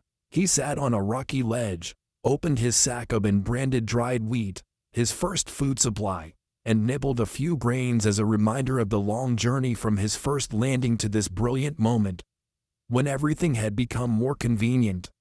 Every wooden map completed, every signal station positioned in all 6 directions. In Selkirk's heart, this new chapter was no longer simply about survival, but about discovering the island's unexpected beauty, nature's secrets unseen by any before, and the delicate treasures hidden deep in the old-growth forest and the offshore rocky reefs. Today he resolved to seek out the submerged coral reefs to the southwest, revealed at low tide as a glittering maze of outcrops. According to his hand-drawn map, that area lay about an hour's walk from his South Beach shelter. Through palm groves and low rocky hills, Selkirk folded his journal, tied it securely to his reed cord, and set off with his machete, rope, and flask filled with filtered algae water. He followed the newly cut path southwest, a trail winding through waist-high grass and sturdy reed clumps. His footsteps pressed into the sandy, gravelly earth, forming an inviting corridor. After 30 minutes or so, the reed forest gave way to palm and poplar groves, their interwoven canopy forming a cool green arch. Selkirk heard leaves rustle under the paws of unseen forest creatures, and in the hush, the occasional chirp of a seabird. Now the ground sloped gently toward the sea.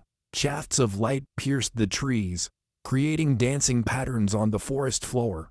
Selkirk paused, set down his water flask, looked up at the vast sky, and finally glimpsed the open ocean, a band of emerald blue water distinct from the lake and stream.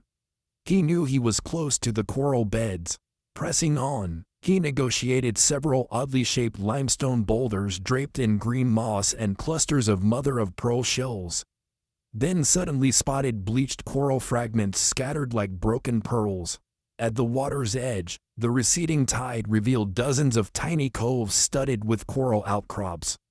Selkirk waded in, the cold saltwater stinging his feet, and carefully probed the crevices. The water reached his knees. He pulled a scrap of tarp from his pack to use as a sample bag. Then tapped larger coral pieces with his machete, gathering them into the fabric. Each fragment carried a unique shape and pattern, some resembling upright fans, others like small branching gates. Selkirk imagined that one day these corals would become decorative keepsakes, historical proof of the sea's vitality and his own exploration. He collected a large bundle, then stood and let the late afternoon sun glint off the coral pieces like little stars fallen into the water. Climbing back to shore, Selkirk bound the coral with rope into a bundle and carried it to his south beach shelter to drain beside the dry firewood. On the return trail, he discovered a small cave hidden behind dense undergrowth, its entrance cloaked in moss and ferns. The cave was about 2 meters deep, just enough space to sit out the sun or store precious items. Selkirk marked its position on his wooden map, labeling it Coral Cave, Robinson's Cache. He thought that if anyone stumbled here at night, a lamp or torchlight would reveal the gleaming coral fragments inside, drawing their attention and leaving them awed by these midnight pearls. As the shadows lengthened, Selkirk returned to his main shelter via the old path. He was tired but exhilarated, carrying his coral, a bit of filtered algae water, and a few wild tubers. That evening, by the SOS fire, he sat to sort the coral, carving each piece into a small decorative bead and stringing them on a reed cord to make a sea pearl necklace. Each bead was smooth and cool to the touch, exuding a distinctive ocean scent. Selkirk admired each one, thinking, a gift from the ocean floor for Robinson, and for anyone lucky enough to visit this island. Late at night, with the 3 SOS flames flickering at the stations, Selkirk carved into his wooden journal, Day 72, explored Southwest Coral Reef, collected 1 bundle of specimen coral, discovered hidden cave behind brush, marked as storage cache, crafted decorative coral necklace, Robinson keepsake, tested coral filtering, produced clear water suitable for wild CD. He placed his wooden map, the coral necklace, and his water flask together, looked up at the star-filled sky, and listened to the steady wave lullaby. Robinson Selkirk knew that his story was not just about days of survival, but a heroic ode to exploration, creativity, and communion with nature, a true anthem of humanity and the sea. Selkirk left his main hut as the pale morning sun cast a golden glow across the lake's surface. Determined to begin a new chapter of exploration, heading northeast to the area his wooden map labeled Wildflower Valley. He followed the old path along the fish pond's edge, past the waterfall shelter, then entered a thinning forest where tree ferns towered above, their fronds unfurling into giant green canopies that offered cool shade. As he stepped into the valley, he heard the hum of insects and the soft twitter of songbirds at his feet. Clusters of wildflowers in every hue spread across a lush green carpet.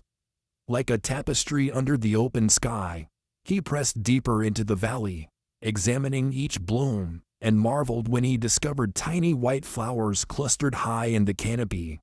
Faintly scented of vanilla, at ground level, purple and gold pinwheel flowers swayed on slender stems.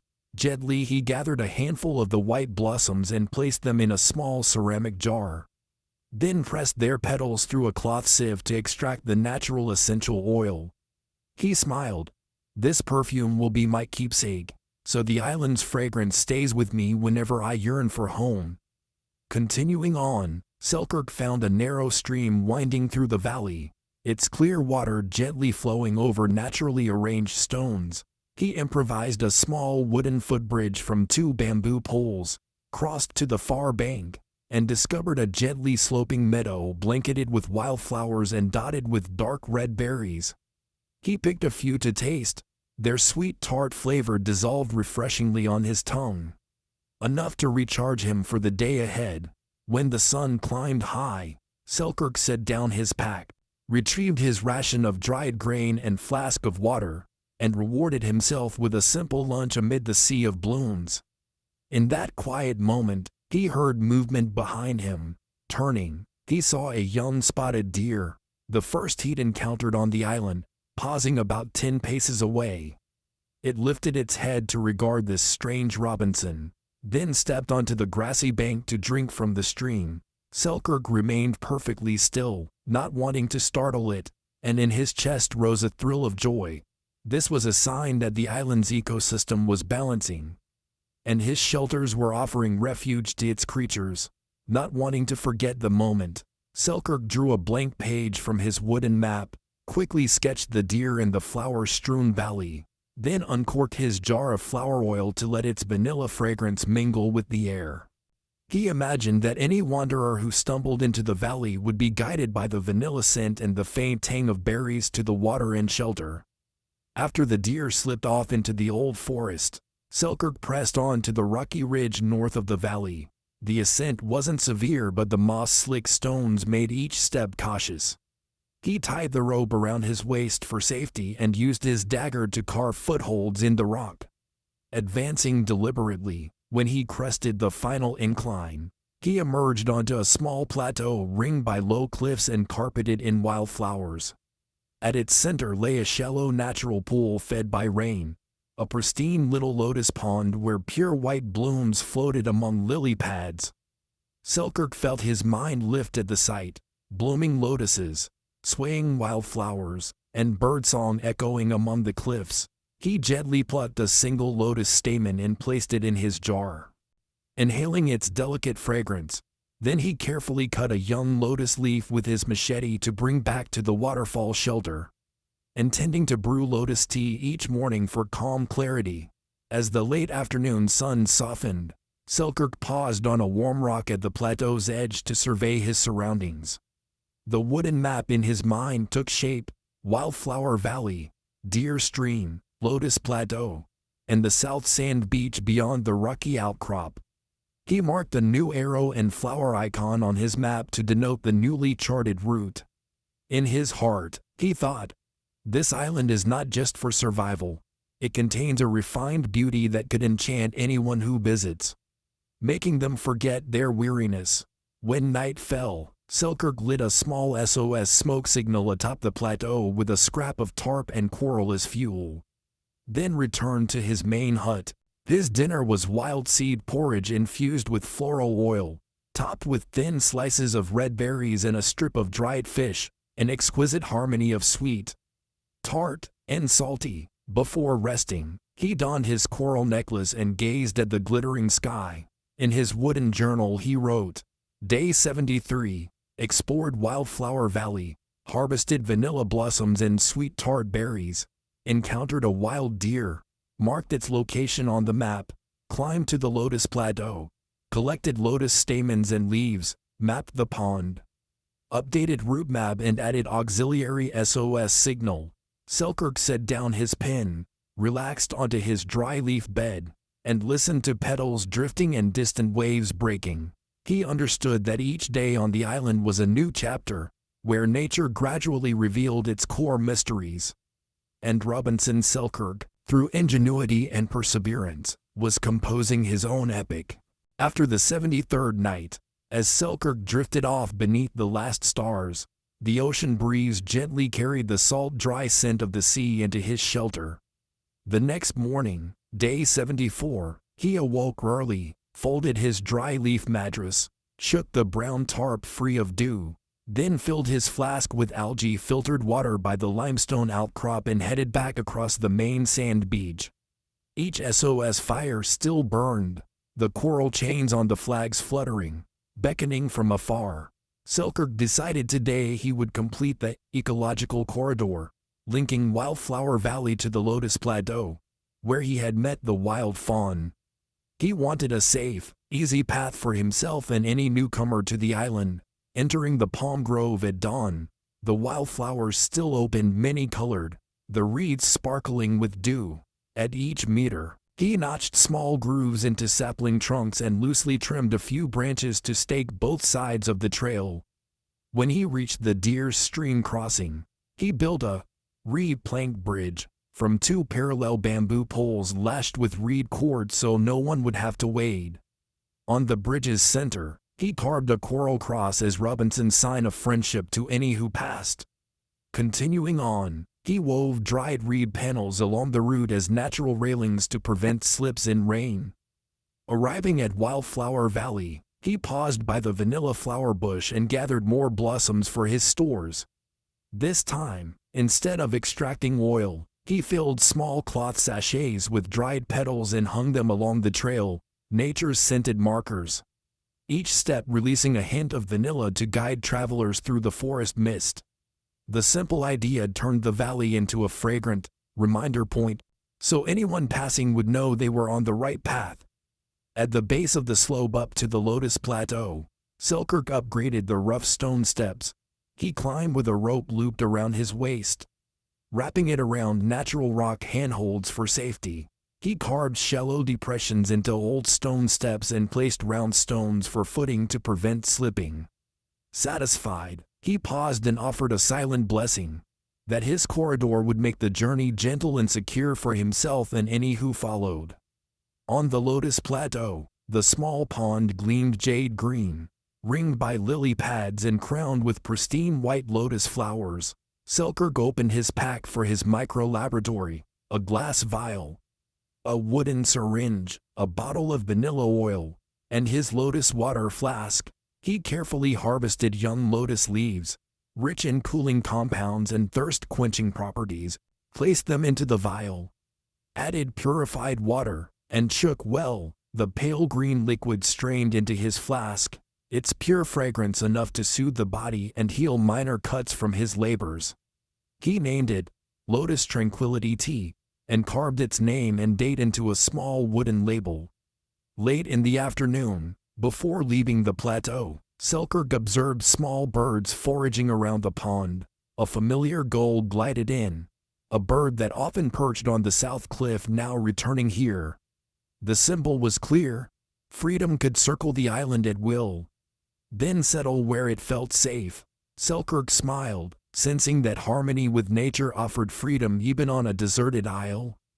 Returning to his main hut by the newly marked corridor, Selkirk paused on the main sand beach to rekindle the SOS fire. Plant the coral and vanilla sachet flags ablaze. The blaze flared. Smoke spiraled against the sunset sky like a guiding torch for any lost traveler. Inside his hut, he stowed the vanilla sachets, the Lotus Tranquility Tea, his coral necklace, and the updated wooden map showing the ecological corridor and Lotus Tranquility Tea. His late dinner was wild seed porridge stirred with lotus leaf extract, topped with a few berry slices and a pinch of finely ground coral. A Robinsonian legend of land and ocean in harmony. As the wind whispered through the reeds, Selkirk made his final journal entry. Day 74, completed ecological corridor linking Wildflower Valley to Lotus Plateau, built reed plank bridge, hung vanilla sachets along the trail, improved stone steps with rope handrails for the lotus slope, brewed Lotus Tranquility Tea from young lotus leaves. Birds and gull witnessed freedom on the island. He set down his pen, laying back on his dry leaf mattress, listening to petals drifting and the distant waves. Selkirk knew each day on this island was a new chapter, a story of survival and of crafting a fully harmonious living space, marking freedom and tranquility on this deserted land. On day 76, the island awoke with dew still clinging to the reed fronds and a salt breeze drifting over the northwestern cliffs. Alexander Selkirk left his main hut while it was still half dark. Carrying his tranquility flask of lotus water, a sack of wild seed flour, his machete, and a length of rope, today he resolved to head northwest, to the area labeled on his wooden map as Dream Meadow, where wildflowers and grasses grow tangled over gravel paths leading to a small hilltop.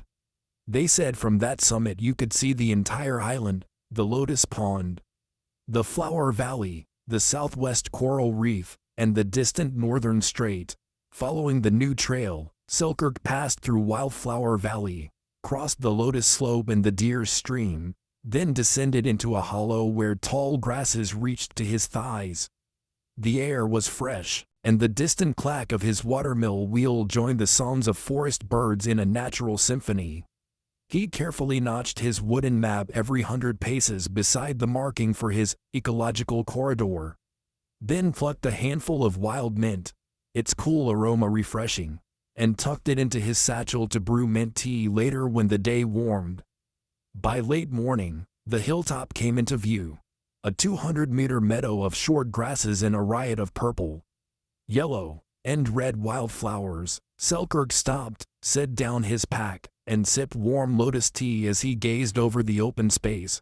Below him lay the southwest reef. Beyond it the glinting southern shallows, and the flicker of northern SOS smoke like a lighthouse at sea. He took a few minutes to jot in his journal. Day 86. Explored Dream Meadow, open space, perfect for a temporary camp. Gathered wild mint and took in a 360 degrees island panorama. Without hesitation, he marked the coordinates of a small knoll at the meadow's center, where the wind blew strongest and views were unobstructed. He chose it for a watch station, planning a simple wooden stand to hang his map in glass vial of flower oil. He found 2 broken poplar limbs, split them into upright poles, lashed them into an A- frame with reed cord, and laid a flat board across as a shelf. When finished, he hung his map with its eastern orientation and clearly visible arrows and icons for vanilla blossoms, coral, and lotus. At midday, he scattered wild sesame seeds around the knoll, tiny seeds that could be ground into flour, hoping autumn breezes would coax them to sprout an additional food source.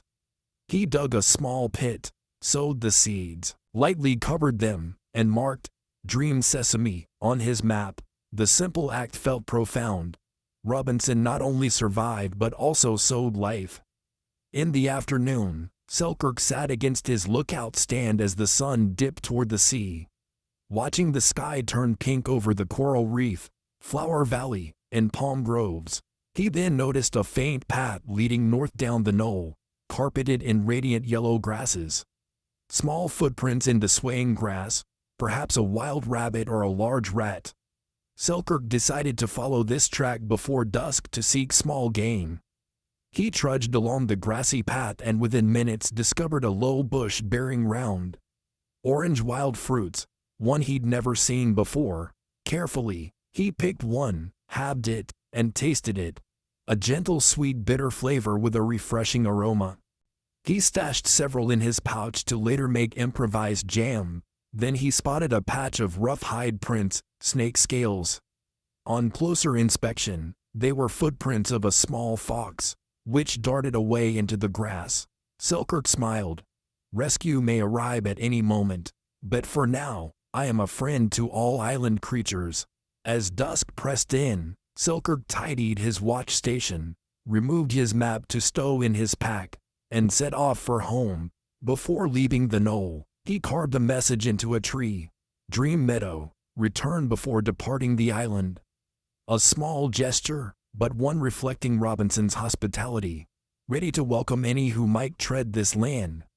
He returned to his huts under a dark sky, lit both main and auxiliary SOS fires, roasted a few wild tubers and orange wild fruits over embers, and enjoyed a simple supper.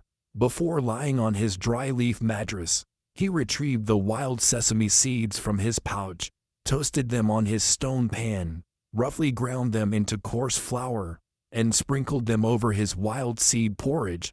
The nutty sesame aroma mingled with the faint sea breeze, making the meal feel like a gift from the island's dream meadow. By the dying firelight, he made his final journal entry. Day 86, set out for Dream Meadow, erected new watch station, sowed wild sesame, marked Dream Sesame, discovered sweet bitter wild oranges, gathered for jam, spotted fox tracks, felt the island's lively balance, carved visitor note. Don't forget to visit Dream Meadow. Selkirk closed the journal, set his reed chisel pen beside his flask, and let the SOS smoke and sea wind lull him to sleep. Far from human civilization, On a silent, deserted island, Robinson was not only a survivor but a creator, sowing seeds, guiding travelers, welcoming strangers, and weaving an inspiring ecological legacy. When the brilliant dawn of day 87 filtered through the reed canopy, Selkirk left his main hut, following the newly grassed trail to Dream Meadow, no longer slogging through muddy forest paths. His footsteps skimmed over the soft turf dotted with deep red, purple, and golden orange blossoms reaching for the sun. His pack held the tranquility flask of lotus water, a sack of wild sesame flour, his machete, and a length of rope, his survival kit. Yet in his mind there was only one thought: to explore the deep forest north of the meadow. The area his wooden map labeled Blue Fir Wood. He turned off the hilltop and plunged into a stand of low-needled firs. The scent of resin mingling with damp earth, contrary to their austere reputation. These firs blended with soft undergrowth grasses at their bases into a plush green carpet. Selkirk shaved a curl of bark from an old fir branch, inhaled its sharp aroma, and noted that one day he might brew a warming tea from it. He marked the tree's location on his wooden map, then pressed deeper, morning light glinting through the branches. After 10 minutes, the trees opened onto a natural stone clearing. At its center, a boulder draped in moss and ferns. Selkirk set down his pack and bent to catch dewdrops from fern fronds. Adding them to his flask, he carved the words, "Blue Fir Grotto," into the rock's entrance, unfurled his brown tarp over the boulder as a makeshift canopy, and created a cool midday rest station, his fifth survival outpost, so he could venture farther without fear of sun or sudden rain. Pushing on, Selkirk followed a small drainage channel up a rocky incline. Above, a sea of fir branches swayed, interspersed with slender stalks of pure white forest orchids. He gently harvested a sprig of orchids, flowers prized for their skin-nourishing essence, and let the breeze rustle them. As if welcoming an honored guest, he placed the blooms in a small ceramic jar, noting in his mind, "Extract orchid essence, blessing for Robinson and fellow travelers." Leaving the stone clearing, Selkirk climbed to a higher ridge where fierce winds rattled the treetops. Here his view spanned. To the northwest, the horizon blended stone peaks with ocean. Eastward shimmered the Lotus Plateau.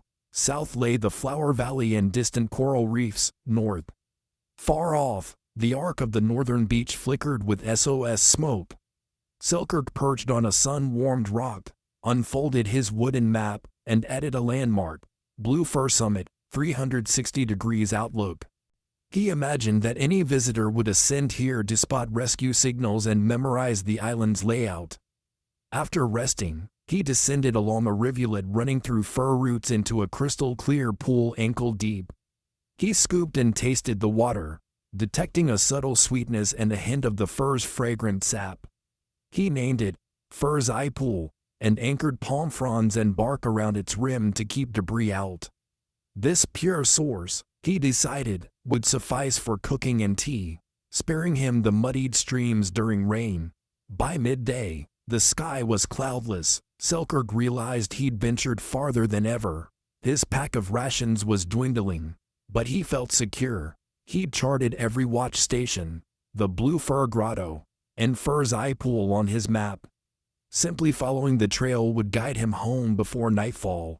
On his return, he paused at the Deer Stream footbridge, checked its stability, and rubbed fish oil into the jointed bamboo to resist damp rot.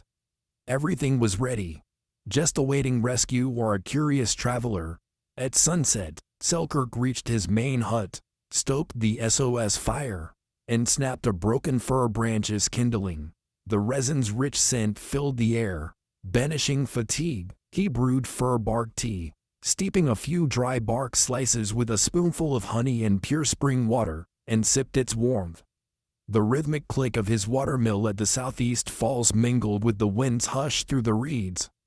A natural serenade to mark the island's evening. Before sleep, Selkirk carved into his wooden journal, Day 87, explored Blue Fir Wood and established the Blue Fir Grotto, harvested forest orchid essence, collected fragrant petals, Blue Fir Summit charted for 360 degrees observation. Discovered Fir's Eye Pool, pristine freshwater source. Reinforced stream footbridge with fish oil against damp. Fir bark tea with honey warmed Robinson's spirit. He set down his reed chisel pen beside his flask of lotus water and let the SOS smoke circles and sea breeze lull him to rest. In this remote expanse, far from human civilization, Robinson Selkirk was not merely a survivor but a creator, discovering, mapping, and leaving an enduring ecological legacy for anyone daring enough to follow his footsteps. The night of day 87 passed peacefully under a sky thick with stars and the soft lap of waves against the rocks.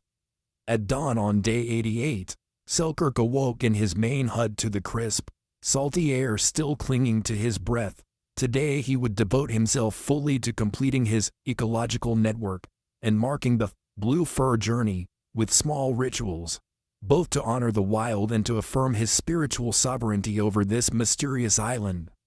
After breakfast of sesame flour porridge sweetened with honey and fir bark tea, Selkirk carried his pack back to the A-frame stand in Dream Meadow. He drew his bark chisel pen and added a new corridor to his wooden map, the trail running from Blue Fir Grotto past Fir's Eye Pool, along the lake shore to Flower Valley, then up to Blue Fir Summit. He circled Blue Fir Grotto with a little fir tree icon and glued a dried fir leaf to the map's corner, an emblem of that sacred place. Next came his first construction, the stone ecology bridge over the Grotto Ravine. He gathered flat, smooth stones from the stream below to form the bridge deck, lashed them at each end with reed cord and strips of bark, and sealed the joints with ash-lime mortar for traction. Though small, the bridge was sturdy enough to cross the narrow gorge. Stepping onto it, Selkirk paused to hear the water's gentle rush below, an endless song of the deserted isle. He smiled and thought, every future footstep will print on this enduring span. At midday, he returned to the pond-side shelter, harvested fish oil and coarsely filtered algae, then mixed a new batch of mortar, 1 part lime, 1 part ash, 1 part fish oil, to waterproof the stone bridge. He slathered the blend over the stones, let the noon sun bake it dry, and tested his footing. The result exceeded expectations, a matte, non-slip coating with a faint ocean scent. In the afternoon, Selkirk performed his ecological network inauguration ceremony. He brought his coral chain, vanilla sachets, orchid oil, tranquility tea, and wild mint sprigs. First, at the South Beach SOS post, he draped the coral chain and tucked in a vanilla pod so the rising smoke would carry a gentle fragrance. Next, at the Stone Grotto Bridge, he laid out a small tarp, displayed the orchid oil and lotus water, and scattered mint leaves, inviting all the senses to savor a blend of sea, forest, and flower. When the ritual was complete, Selkirk carved a small inscription at the bridge's entrance, "Cow and 87 days of life and craft." It reminded him that Robinson not only survived but skillfully crafted every detail, from tiny coral beads to the stone bridge. He stepped onto the bridge's midpoint, raised his arm in greeting to invisible companions, sea spray, mountain winds, songbirds, and the green living tapestry. As the sun tilted west, Selkirk followed the ecological network trail back to Blue Fir Summit. There he erected his homemade wooden compass, a horizontal plank engraved with directional notches between the summit markers. He placed his map precisely atop it, poured a bit of orchid oil into a small tray, and held it to the light so its essence glimmered like a rainbow bridge. Stepping back, he took in the full panorama, every trail, signal post, stone bridge, and Flower Valley laid out like a living network uniting nature and human ingenuity. At night, Selkirk returned to his main hut, ignited all his SOS fires so that smoke infused with coral, vanilla, orchid, and mint scented the air under the starry sky. He reclined on his dry leaf mattress, map and engraved journal in hand, and recited his final entry. Day 88. Completed waterproofing Blue Fir Grotto Bridge with marine mortar. inaugurated ecological network, coral, vanilla, orchid, mint, erected wooden compass at Blue Fir Summit, verified 360 degrees views. Cal and 87 days chronicling Robinson's craft. He set down his pen, watched the SOS smoke swirl in the dusk, and lay back. After 88 days of relentless effort, he had transformed this wild isle into a fortified, enchanted sanctuary. Robinson Alexander Selkirk was no longer alone. He had sown, connected, and stamped the island with an enduring ecological legacy. The night of day 87 passed quietly under a sky full of stars, with only the lapping of waves against the rocks for accompaniment. At dawn on day 88, Selkirk awoke in his main hut to the cool, salty air still clinging to his breath. Today, he decided, he would devote himself to perfecting his ecological network and marking the Blue Fir journey with small rituals, both to honor nature and to assert his spiritual claim over this mysterious island. After breakfast of sesame flour porridge sweetened with honey and fir bark tea, Selkirk returned to the A-frame stand in Dream Meadow. He retrieved his bark chisel pen and added a new corridor to his wooden map. The trail from Blue Fir Grotto past Fir's Eye Pool, along the lake's edge to Flower Valley, and up to Blue Fir Summit. He circled Blue Fir Grotto with a tiny fir tree icon and affixed a dried fir leaf to the map's corner, an emblem of that sacred spot. Next, he tackled his first construction for the day, the stone ecology bridge spanning the grotto ravine. He collected flat, smooth stones from the stream below to form the bridge deck, lashed both ends securely with reed cord and bark strips, and sealed the joints with lime ash fish oil mortar for traction. Though small, the bridge was sturdy enough to cross the narrow gorge. Stepping onto it, Selkirk paused to listen to the water's rush below, the island's unending song. He smiled and thought, each future footstep on this bridge will leave a lasting mark. By midday, he returned to the pond-side shelter to harvest more fish oil and coarsely filtered algae. Mixing a new batch of mortar, 1 part lime, 1 part ash, and 1 part fish oil, he waterproofed the stone bridge. He spread the mixture over the stones, let the sun bake it dry, and tested his footing. The result was outstanding, a matte, non-slip finish with a subtle sea breeze scent. In the afternoon, Selkirk performed his ecological network inauguration ceremony.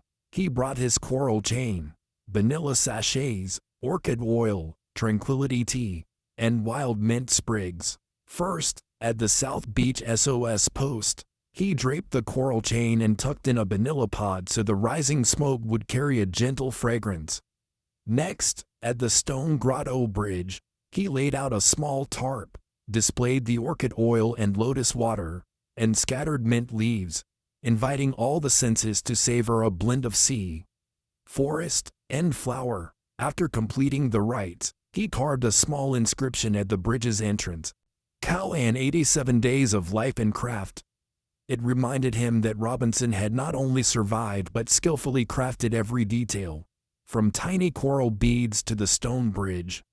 He stepped onto the bridge's midpoint, raised his hand in greeting to invisible companions, sea spray, mountain winds, songbirds, and the vibrant living tapestry. As the sun dipped west, Selkirk followed the ecological network trail back to Blue Fir Summit. There he erected his homemade wooden compass, a horizontal plank engraved with directional notches between the summit markers. He placed his map precisely atop it, poured a bit of orchid oil into a small tray, and held it to the light so its essence glimmered like a rainbow. Stepping back, he took in the panorama. Every trail, signal post, stone bridge, and Flower Valley formed a living network uniting nature and human ingenuity. At night, Selkirk returned to his main hut, lit all his SOS fires so that smoke infused with coral, vanilla, orchid, and mint scented the air under the starry sky.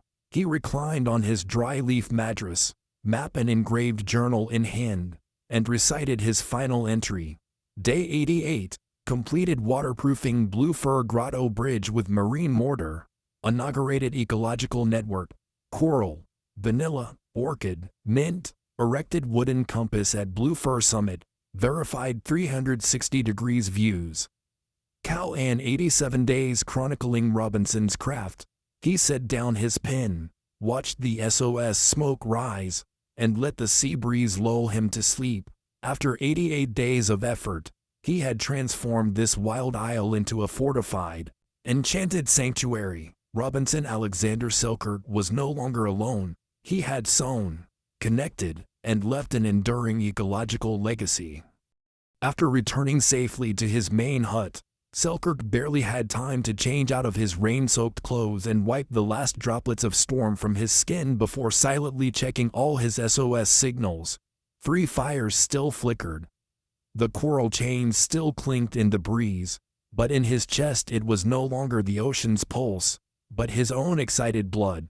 Tomorrow he would explore that eastern submerged cove he'd glimpsed through a cliff crevice when the storm had cleared.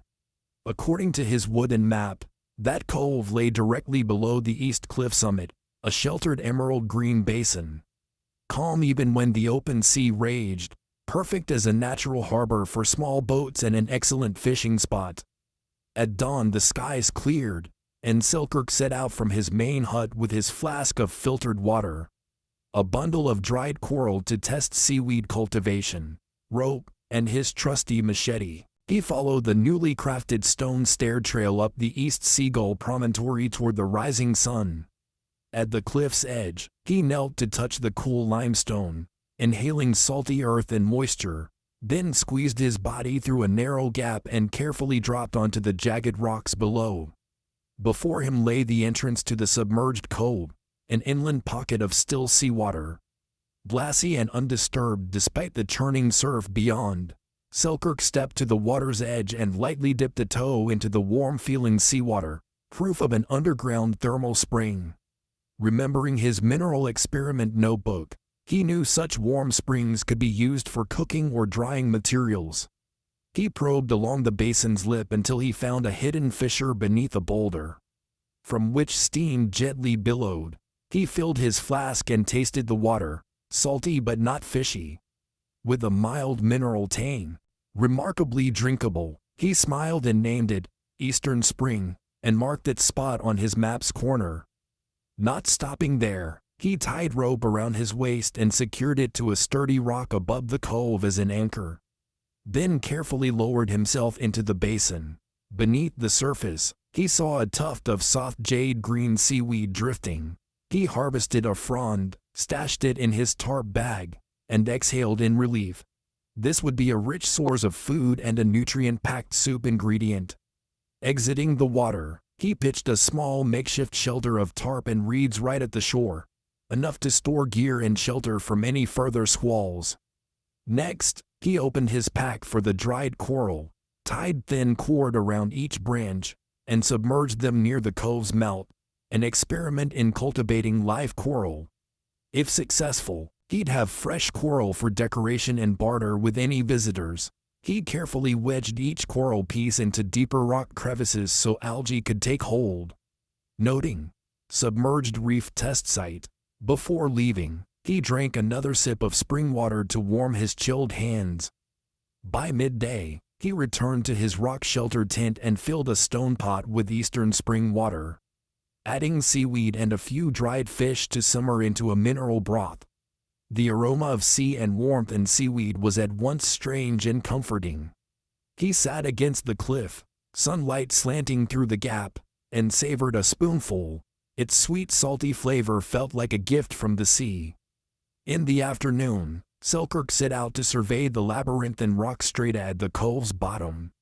He donned a makeshift oil lamp and thick leaf gloves, and wriggled through a narrow, tin paste tunnel carved by the sea over centuries. Inside, the tunnel was dim and damp, studded with ancient shell fragments, but in his lamp's glow he saw glimmering layers of fine sand deposited by the shifting tides, a sparkling white floor.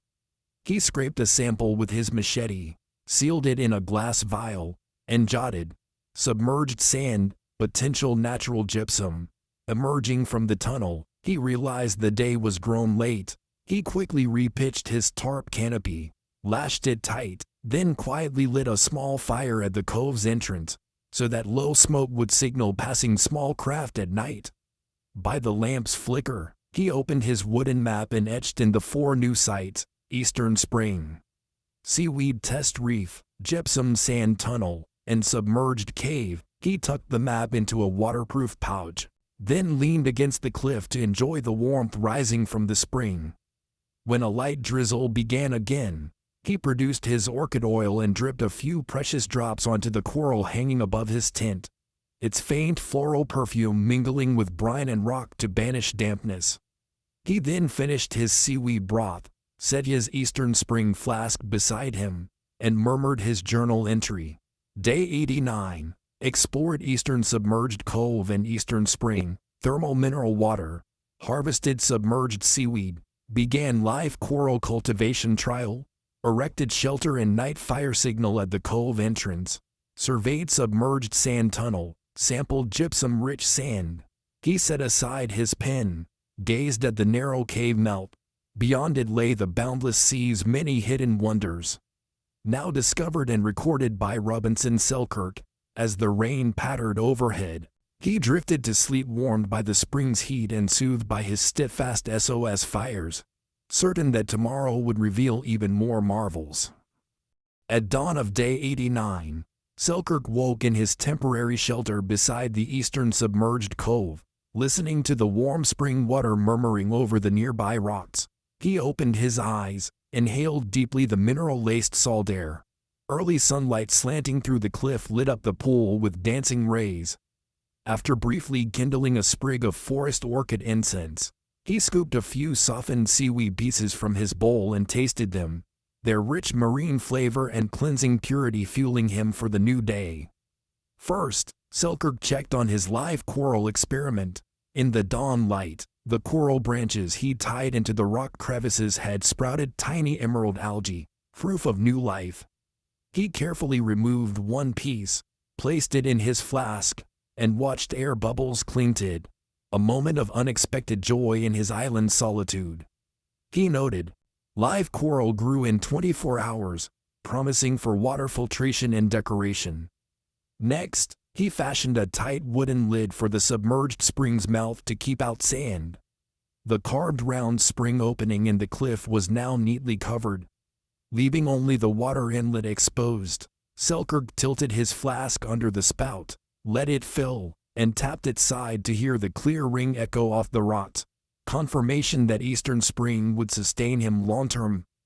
By midday, the sea breeze surged. He borrowed a cleaned coral shard as a spoon to ladle seaweed broth. Selkirk lowered his bowl to the cave's entrance, bowed his head to taste his meal beneath the mysterious cliff face, and gazed east toward the open sea, where hidden currents silently flowed. In that stillness, he heard distant calls, seabirds and the rolling wind, his final allies on this island. In the afternoon, the sky darkened as if a storm approached. Selkirk hurried to break down his temporary shelter, stowed all his gear in waterproof bags, then climbed the pre-carved stone steps toward the east cliff summit, his safety station during storms. At the top, he erected a small high canopy, draping tarp on 4 sides as a windbreak, securing it with rope and stones. Inside, he placed his flask of spring water, his seaweed broth, and a few sacks of sesame flour, creating a sturdy refuge before the tempest. When thunder rolled, Selkirk reinforced the shelter's base with another layer of fish oil waterproof mortar to deflect swirling runoff, then lit one last small fire so smoke would drift horizontally across the cliff face, his final daylight signal. He pressed a hand against the solid rock, closed his eyes, and resolved, no matter how fierce the storm, this wild isle had become his symphony, each footprint, pathway, and signal station a testament to his unbowed will and heart. Before the downpour came, Selkirk carved into his wooden journal. Day 89 continued. Live coral thriving, filtering water successfully. Reinforced Eastern Spring mouth for clean water. Built safety station at East Cliff Summit with wind shelter. Fortified shelter base with anti-erosion mortar. Horizontal cliff face smoke as daytime signal. As the heavy rain began, Selkirk curled up in his secure shelter, listening to wind whipping the reeds and rain pounding the rock in a wild island symphony. In the vast ocean's embrace, Robinson Alexander Selkirk felt deeply that this place truly belonged to him, every nook, every spring, every fragment of coral a testament to his unyielding spirit.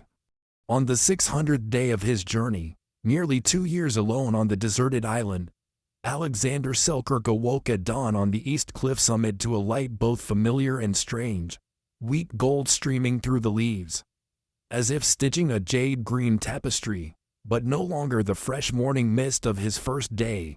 This glow had witnessed an ocean's worth of time. Standing on the summit, he gazed at the vast horizon where sea and sky met, and thought to himself, 600 days is not merely a number, but a sturdy shell encasing his soul.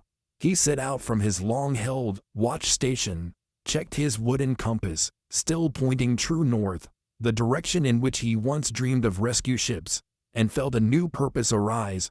To the southwest beyond the coral reef and flower valley lay one region he'd yet to brave, the mysterious marsh. Marked faintly on his wooden map, it lay directly below the east cliff summit, a wind-sheltered basin of emerald water, a hidden harbor perfect for small craft and prime fishing.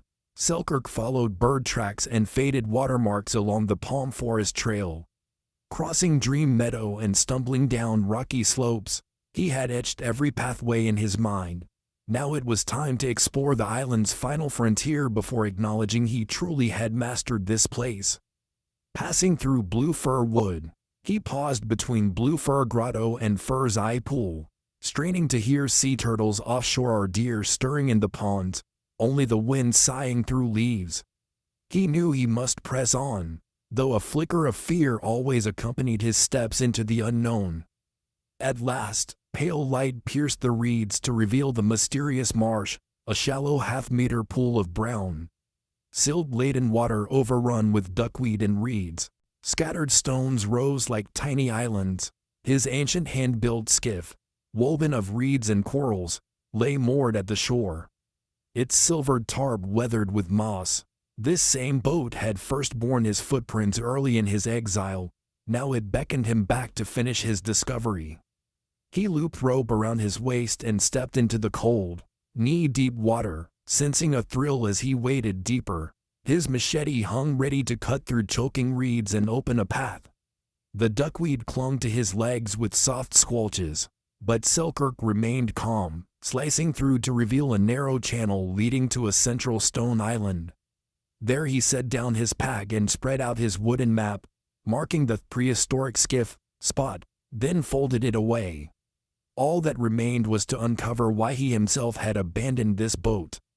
He scanned the gray sky, then took from his pack a stone hammer and a small reed hook. Carefully he removed the tarp from the skiff's frame and sat on the worn wooden plank deck. The craft was primitive, sturdy bamboo lashings, a heavy coral plank floor, and a sun-bleached, patched tarp, tracing the joints with his hand. He recalled his first fear the boat would founder in sea wind, yet here it stayed. Testament to his craft and his fish oil-saturated mortar resisting decay. But today's goal was not repair but revelation. He pried loose a coral plank from the hold, once marked with a large S, and discovered underneath a ragged scrap of cloth scrawled with the words, "Come to the marsh, seek the drop of life." Selkirk rose, eyes bright with excitement. A new challenge. What was the drop of life? Perhaps another hidden thermal spring, a rare medicinal plant, or a new font of life for the island. He pushed the skiff into the shallow channel, its tarp billowing in the breeze, with each plop-plop as the hull met the water.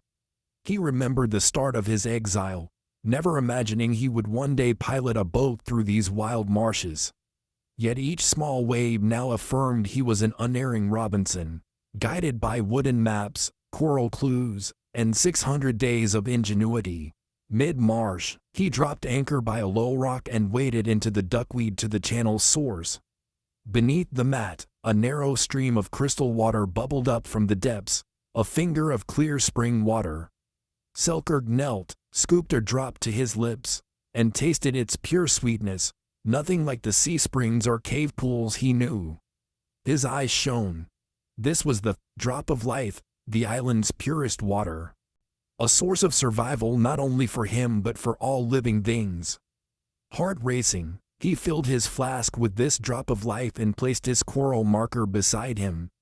He unfolded his wooden map and sketched a droplet icon at the spring's spot, labeling it, "Drop of Life, Pure Water." Then, he mixed some wild nut flour into the spring water to test it. It dissolved quickly into a fragrant, nourishing paste. Thus he proved this spring perfect for cooking and sustaining life.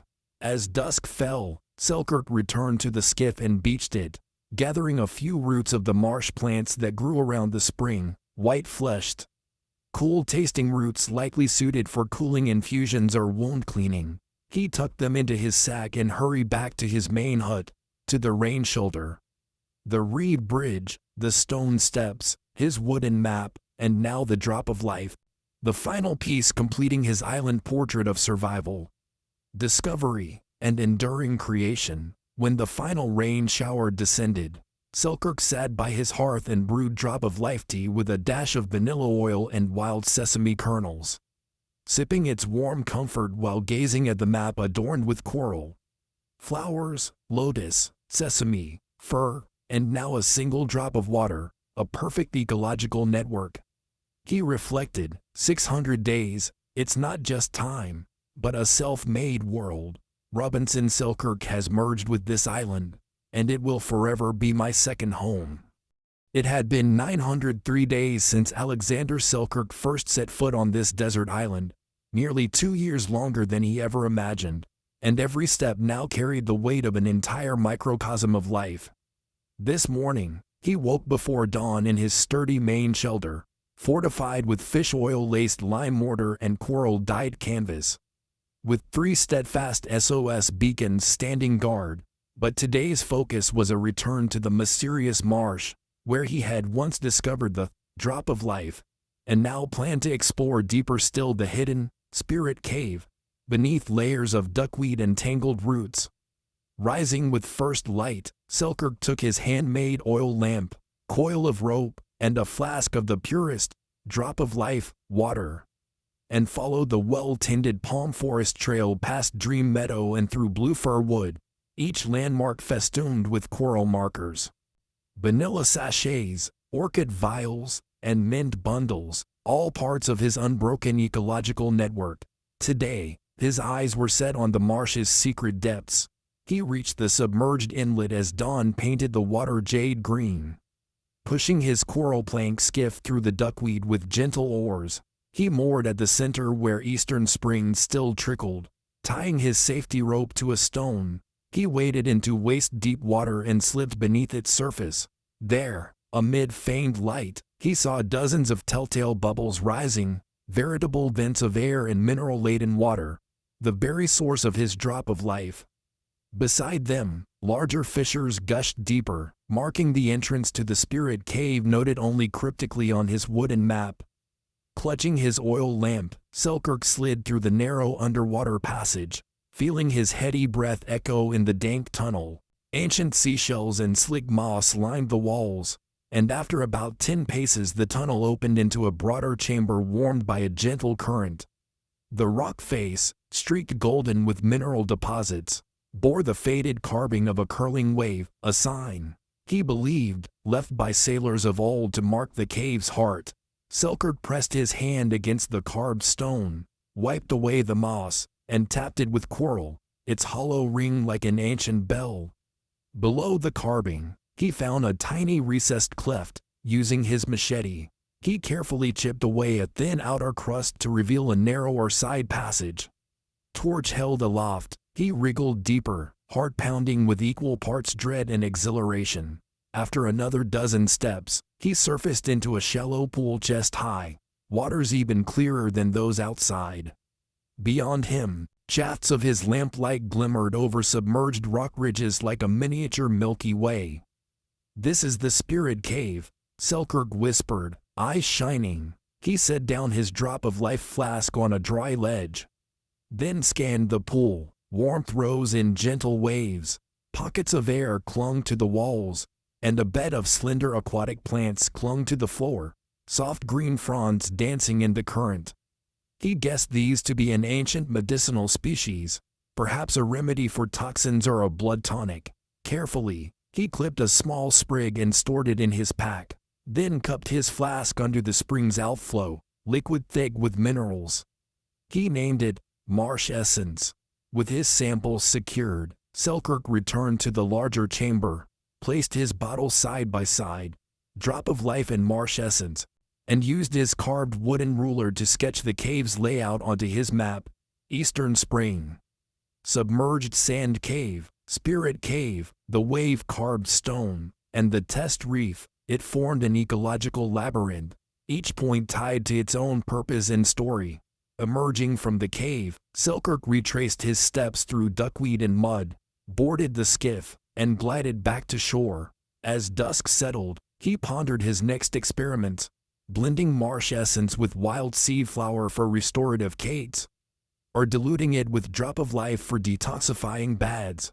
Back at his hut, he stoked a small hearth and prepared a medicinal porridge, wild seed flower, drop of life, a few drops of marsh essence, and wild sesame kernels.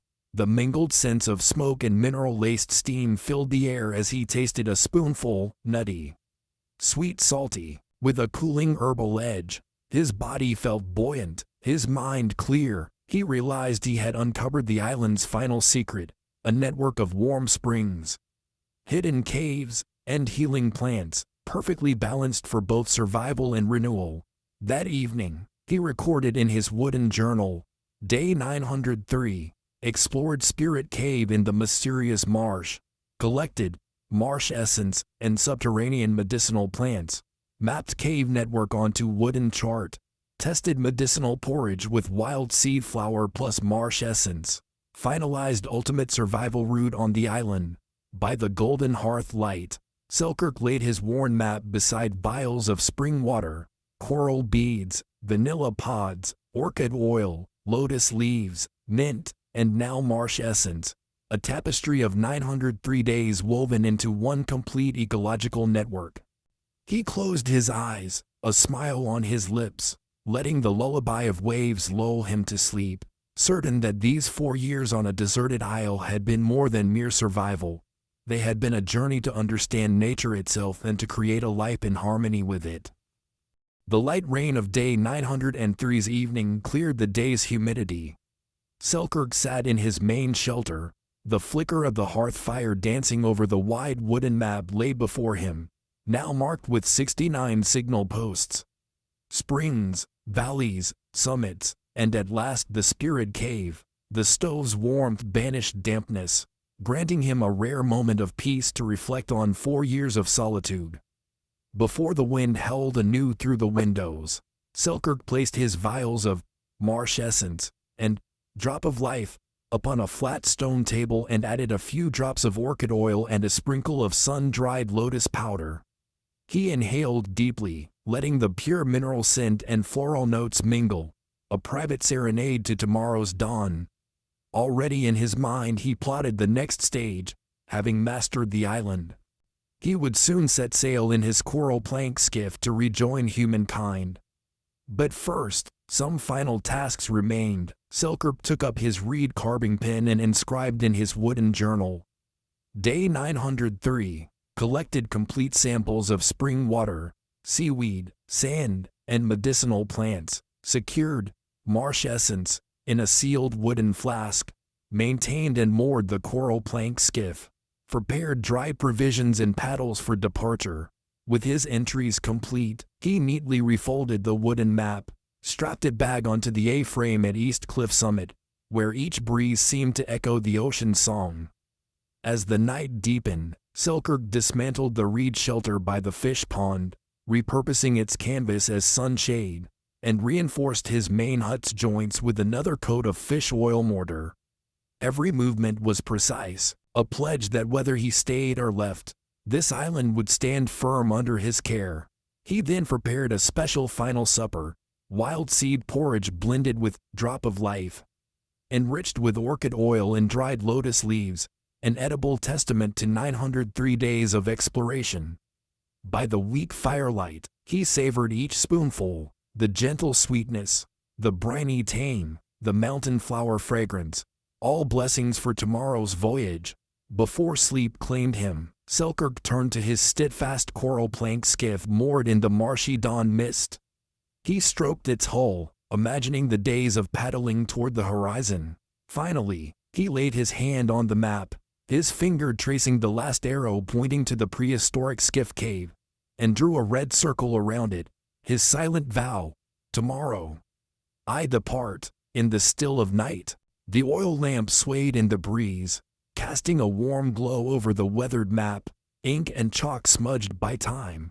Robinson Selkirk, the man who had survived and shaped this island for 4 years, slept with a fierce conviction. The island had granted him strength and endless knowledge. But the journey home would be the final verse, ensuring the tale of Robinson, his tale, would echo forever in human memory. January 31st, 1709. Day 1.577 since Alexander Selkirk washed ashore. The dawn brought a mixture of hope and exhaustion. Selkirk awoke in his fortified main hut, the bamboo and coral refuge he had built and reinforced with fish oil mortar through countless storms, with heavy eyes and a body worn down by unceasing struggle. A cold northeast wind rattled the coral-dyed canvas at the entrance, a reminder that the world beyond still heard his SOS calls echoing off the rocks. Before leaving, Selkirk inhaled deeply the briny sea air mixed with wood smoke, then stepped onto the stone courtyard where he had first engraved his footprints. Barefoot, he traced each mortar-bound step down to the main sand beach where the towering SOS letters, sculpted from stone and coral, still stood as indelible memory. He swept away fallen leaves, darkened the grooves with fresh ash for maximum contrast, and rekindled the daytime signal fire so its smoke would climb higher into the gray sky. Watching it drift out to sea, anxiety crept in. It had been far too long without a sign of rescue vessels. After a rare breakfast of sesame seed porridge made with drop of life, water and a dash of submerged seaweed simmered in marsh essence, Selkirk set out to inspect every signal station he had created over 4 years, the coral post on the south beach, the stone grotto bridge, the sub-spring tent, the ecological corridor, the blue fir summit, dream meadow, and more. Each structure told a story, yet now only silence answered his footsteps. Pausing at the East Cliff safety station, he carved beside the old inscription, Cow An 87 days. A new legend, Cal Ben Ku 1577 days. A testament to his unbreakable will. Following the trail up East Cliff, Selkirk placed each foot upon the lime mortar stone steps, now moss-covered but still offering firm grip. At the summit, the A-frame stand and hanging wooden map braced against the wind. He removed his handcrafted compass, its needle still unwaveringly pointed north. The map itself was frayed, its arrows and icons of coral, orchids, mint, lotus, sesame, fir, and now water drops blurred yet still decipherable, a complete ecological tapestry. Selkirk touched the map gently, affirming, even in death, I will leave Robinson's mark. But today was not for nostalgia, it was for action. He strolled down to the Dream Meadow watch station, where wild sesame had sprouted and flowers had boldened. With a small reed net, he harvested a few tender sesame shoots, extra protein, and plucked winter's first wild oranges, their skins golden against the cold. As provisions of wild seed flour ran low, these fresh greens and fruits would sustain him. Munching thoughtfully, he reflected, only nature endures, we must adapt, not impose. At midday, Selkirk returned to his pond-side outpost, now a stable fishery. He counted his fish, noting healthy stocks, and collected what seaweed remained. His fish oil stores were nearly ransacked. He scooped water from the pure spring with his stone cup to brew a midday tonic: sesame flour, vanilla oil, a few drops of marsh essence, and orange slices, a revitalizing feast by the pond's lapping edge. In the afternoon, Selkirk prepared his final, grandest signal: a 2-meter square banner of coral dye mortar canvas, boldly inscribed, "Help," and "SOS" in orchid oil, hoisted atop a tall pole on the blue fir summit, visible from every point on the island and the distant shoreline. At sunset, he and his 2 coral plank skiffs moored in the mysterious marsh would each raise a matching banner. When the sky turned crimson, the flag would fly, its fluttering carrying the scents of orchid and mineral, an unmistakable call to any passing sailor within miles. Just as the sun reached its peak, Selkirk climbed back to the blue fir summit, secured his ropes, and unfurled the heavy banner on its pole. The wind caught it, billowing it like a fierce heartbeat against the sky. Stepping back 10 paces, he traced the final strokes in orchid oil, a soaring gull, symbol of freedom and rescue. He placed a hand over his heart, breathing in the pure sea flower fragrance, then descended the cliff path. That evening, Selkirk and the fish of the marsh would all see the banners flutter from 3 stations. By nightfall, the 3 SOS fires would blow through rain if need be. On day 1.577, he had poured every ounce of resolve and hope into his final signal. Returning to his main hut to rest, he recorded, day 1.577, erected rescue flag atop blue fir summit, painted SOS and soaring gull. Flown orchid-scented flags at all 3 stations, harvested wild sesame shoots and winter oranges for final rations, prepared for evening banner raises at the pond and marsh skiffs, believed that tomorrow will herald rescue's confirmation. Amid the rustle of leaves and the late winter wind, Selkirk lay upon his dried leaf bed, eyes on the crimson horizon, a final sign at the close of an interminable journey. He whispered his vow before sleep overtook him: "Guide me to that rescue sail on the sea." So the tale of Robinson does not end in solitude. In that slumber, his heart beat in time with the flapping flags and swirling SOS smoke, a symphony of indomitable hope. That night, sleep eluded Selkirk. The northeast wind blew his SOS smoke ash into a hazy veil all through the hours, and the waves pounded the rocks as if reminding him that his chance of survival was growing ever more fragile. At dawn on February 1st, 1709, day 1.578, he left the hut before full light, carrying his last oil lamp and a flask of drop of life, and climbed to the blue fir summit to watch the sea. Up high, mist clung to the rocks and the cold wind numbed his hands. He waited in silence, the coral-dyed banner snapping overhead, but the horizon remained a flat, leaden line. He sighed, his weary heart nearly still. Just when despair threatened to overwhelm him, a flash of brightness broke on the distant sea, a thin stripe across the gray-blue horizon. Selkirk rubbed his eyes in disbelief, then realized it was no cloud, but a ship's sail. His heart thundered. He raced down the mortar stone steps to the main sand beach where his 3 SOS letters lay carved deep. His hands shook as he brushed away the sand, filled the grooves with fresh ash for contrast, and then struck flint to ignite the largest signal fire and raised his lamp high. Smoke spiraled skyward, carried by wind, and his shouts of "Fire!" echoed through the early morning. Barefoot, he ran across the beach, waving his grand coral-dyed canvas and roaring, "Help, English ship!" His voice carried over stone and wind, answered at last by the distant cries of sailors. The lonely vigil of 4 years surged into triumphant joy. The English vessel veered, its sail filling, and then slowly drew near the island's shore. Selkirk stumbled toward his own reed and coral skiff, then forded the marsh to the rocky point, continuing to wave his flag and pound the stone as though beating a drum. On deck, bells rang and whistles blew. A sailor peered through glass, shouting orders, "There's a man on the shore," rang out in the guttural crackle of English against the wind. Selkirk felt his heart leap, then gave way, collapsing to the sand, eyes fixed on the crimson sail closing in. The ship grounded itself gently, and the captain lowered two small boats that glided across the calm water. Selkirk pulled himself upright, tears smeared on his face, and waded out. Two sailors secured ropes around his wrists and hauled him aboard. One of the English Marines cradled him, pressed a small cup of warm rum to his lips, and wrapped him in a woolen coat. Selkirk could not speak beyond a trembling whisper. "Thank God!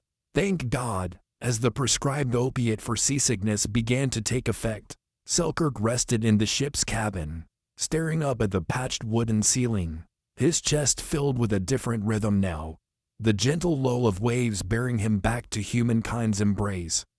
He caressed the damp wooden map he kept in his pocket. Its final arrow had guided him at last to this miraculous reunion. On February 2, 1709, after 4 years and 16 days adrift, Alexander Selkirk finally set foot back in London, stepping off the naval vessel with a quiet solemnity but eyes shining with new life. News of the castaway king of the seas spread like wildfire, in taverns and drawing rooms alike. Sailors and aristocrats alike whispered his name in awe.